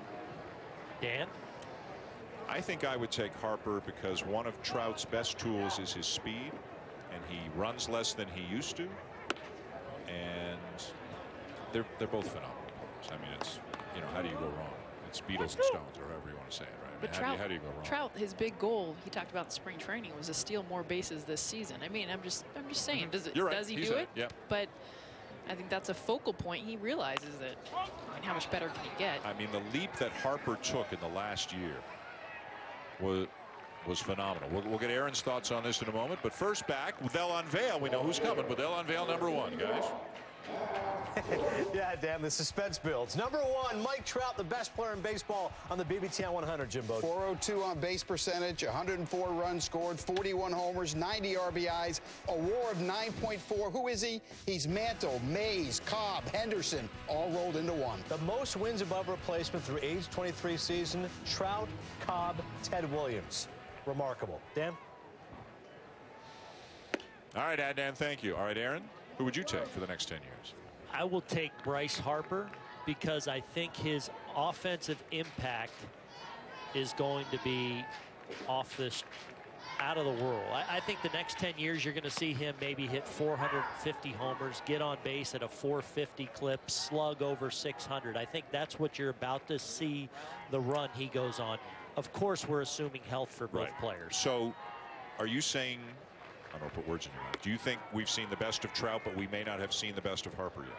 Well, I think we saw the start of the best of Harper this past year. Right. I think you're going to start to see him settle in to that kind of season where he's it's pretty good settle. Over 1,000 routinely OPS. Yeah. And just what he brings to the game. Yeah. That emotion. Yeah. You know, and I think that's important. I think it's both to have both. You know, you don't want every guy to play like Bryce Harper. Otherwise, you know, too intense maybe. But I think when you have a few, it's fun to watch.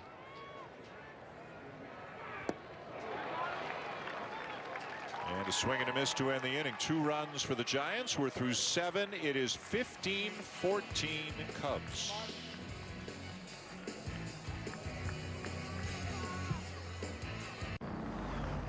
You can't have a hero if you don't have a villain. The world needs villains. And villains need cars.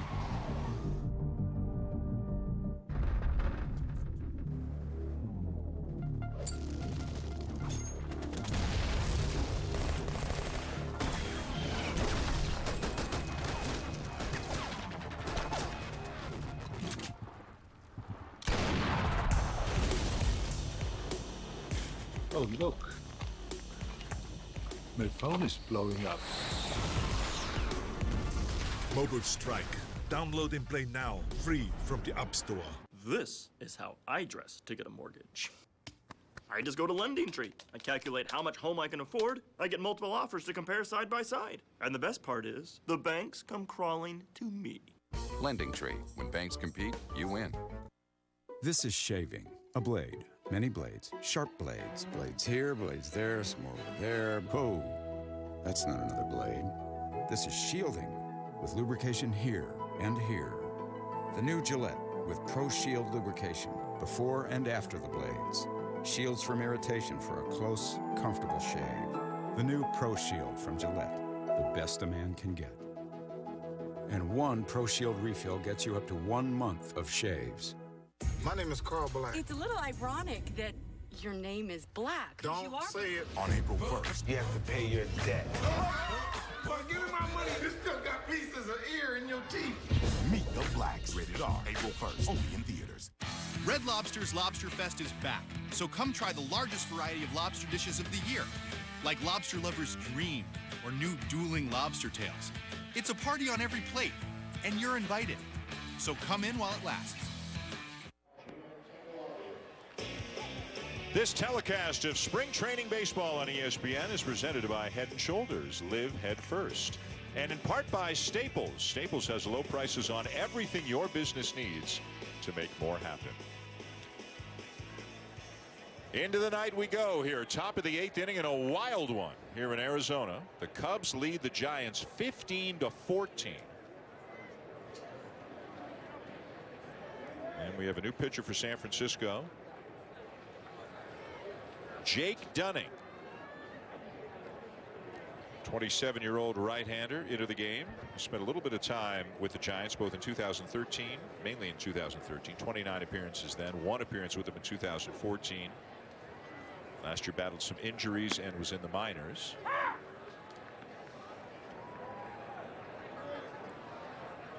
Jeimer Candelario is up again. He's had a good day. 2 for 4, including a home run off Madison Bumgarner from the right side of the plate back in the 4th inning. A change up there from Dunning, and it's 0-2. I think, you know, there are certain, Magic Johnson, Larry Bird, you know, were the 2 great stars, 2 of the great stars in basketball, went back and forth. And, you know, if you go back a couple of generations in baseball, you had Mantle and Mays. You know, Trout and Harper have a chance to be that for the next decade. And they started off that way. Right. In their rookie seasons, Yeah. it was everything. Yeah. You know, who's going to be the best, and the fact that they're on different coasts. And they kind of headline what is a great group of players really under the age of 25 in Major League Baseball. Absolutely. Last year's All-Star game, I think, is one of those games we'll look back on 20, 30 years from now and go, wow, how many Hall of Famers were in that game? Right. And they have a chance to be, you know, 2 of the top players or the 2 top players in the game for many, many years on different teams than they are currently on right now. I mean, right now it's different coasts, which is why I was smiling when you said that. It could be, it's Washington and Anaheim, Los Angeles, Southern California right now. This could play out a number of different ways. I think we all have a hunch where Bryce Harper's likely going to wind up. Yeah. But who knows if Trout leaves the Angels and if he winds up somewhere else. But it'd be kind of fun to have him in the same league at some point, but who knows? I'd like to get Buster's take. We didn't get his take on. Is Buster still with us? Yeah, I'm still here. Now, if I were to answer like Booney, my answer would be, let me think about it. Now, but I'm not going to go that route. You know what I'm going to say? I think right now, and I totally agree with what Jess said, right now, I think that you would take Harper for his impact, but long term, you like Trout.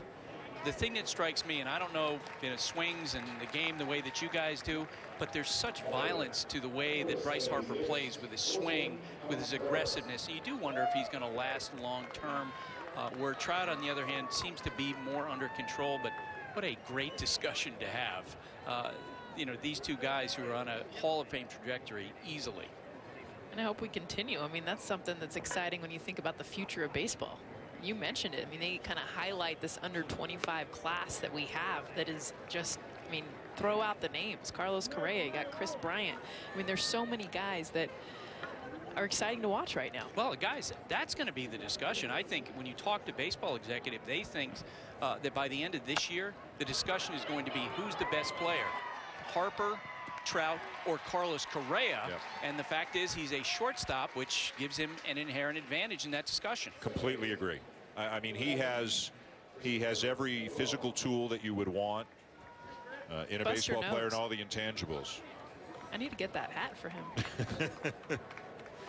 Might be the other Buster. But it could be our Buster knows. It's totally our Buster. Our Buster knows. Yeah. Especially when he agrees with me. Christopher Negron is up now for the Cubs with 2 outs here in the 8th inning. 15-14 Chicago.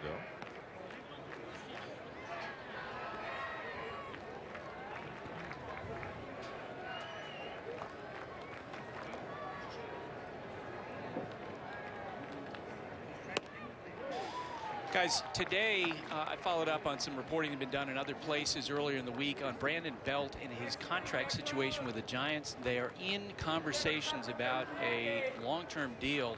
Belt has 2 more years remaining before he can become a free agent. And look, the Giants are an organization. They take care of their players. They want to sign him. If there's a deal done, it will probably be a deal that will buy out at least 3 years of Brandon Belt's free agency. So you could have him locked up for 5 years. They got Brandon Crawford locked up. They have Buster Posey locked up. Madison Bumgarner. That is the Giant way. Yeah, more than just about any other team in baseball, they seem to have that continuity, that stability. You know, Brian Sabian's been in the organization forever. Bruce Bochy's been in the organization forever. Well, and they're also an organization that honors their past in a special way. You routinely see ex-Giants, the Hall of Famers, always around this organization, playing crucial roles within the organization. Talking to Larry Baer before the game, it's something that's very important to honor their past, and that saying of when you're a Giant for life, and they try and live that. Good sharp breaking ball there from Dunning to end the inning. We go to the bottom of the 8th with the Cubs up 15-14.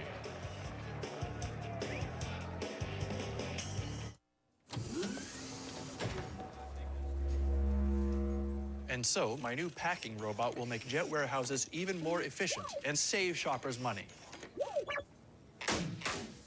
Genius. Oh, no. Charlene? No, Charlene! No! Charlene! Why is she wearing earrings? Why is it a she? At Jet.com, we're always looking for unbelievable money-saving innovations. The E-Class has 11 intelligent driver assist systems. It recognizes pedestrians and alerts you. Warns you about incoming cross-traffic. Cameras and radar detect dangers you don't. And it can even stop by itself. So in this crash test, one thing's missing. A crash. The 2016 E-Class. Now receive up to a $3,000 spring bonus on the E350 Sports Sedan. Dude, you're in a video game. Yo, time to get famous. Is that the Boo. Keep your head in the game. Do you have what it takes? What if you get sent down? Into the show? Are you... Focus. Rated E for everyone. PlayStation.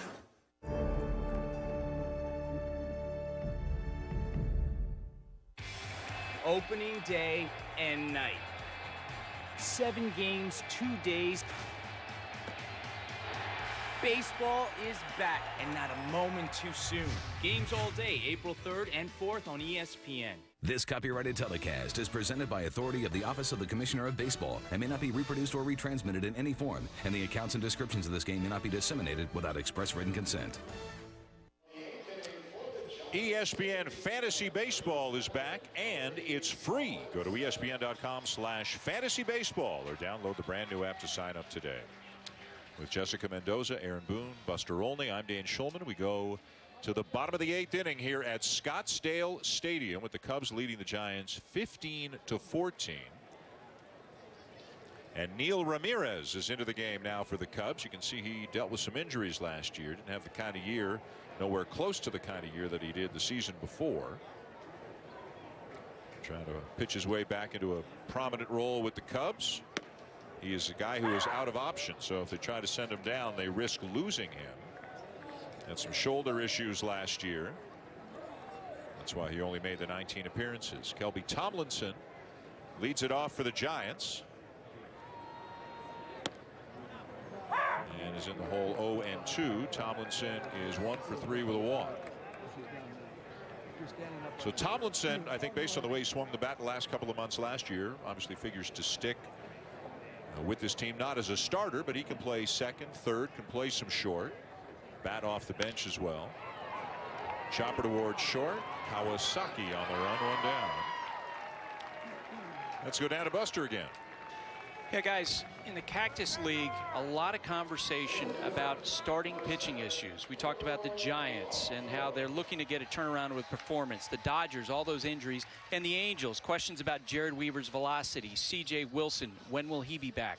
Zach Greinke arrives on the scene with Booney's Diamondbacks.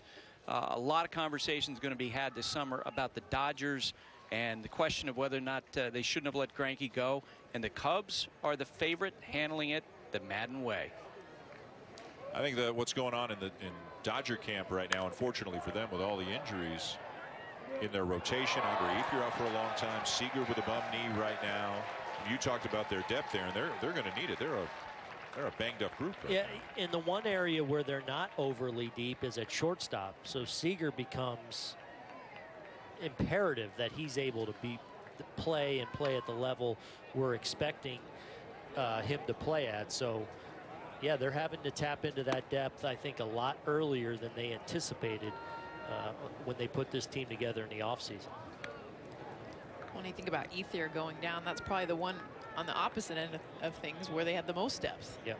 They have got Carl Crawford, who was going to be the starter, but well, Ethier was going to be the starter. They were going to platoon a bit. And then Scott Van Slyke, who can also play out there. That's an area that they don't want to lose him, but they definitely have some guys that can play behind him. And I like Kenta Maeda a lot too. Someone who they acquired from Japan. I watched one of his outings, and man, talk about just hitting his spots. Blanco lifts a fly ball into left field for out number 2. And one of the questions that's going to continue all summer, guys, is, especially if the Dodgers aren't in first place, was the decision over Greinke replayed over and over and over again according to where the standings are, because in the end the Dodgers were outbid. The team that spends more money than any other team in baseball lost one of the best pitchers in baseball. They decided to focus more on depth rather than spend a lot of money on an older pitcher, and let's face it, that's going to be a decision that's going to be viewed through the prism of the results. Could be a really interesting race in the National League West. The Diamondbacks have definitely put themselves into the conversation with the pickups of Greinke and Miller, and a guy we were talking on the field before the game with Patrick Corbin healthy again now. I mean, that's a big time arm that looks like they're getting back. Yeah, and I think they have, as well as obviously Goldschmidt, A.J. Pollock, who's dealing with an injury right now, an elbow issue, another star player, but I think they've got good depth throughout the position players, that they have some pretty good competition going on at places. We've seen what they've become kind of offensively and defensively the last couple of years. Now can that pitching catch up and become a championship caliber pitching staff? Well, that was the one thing that was missing. This team was a fun team to watch. I live on the West Coast, so I saw a lot of Diamondbacks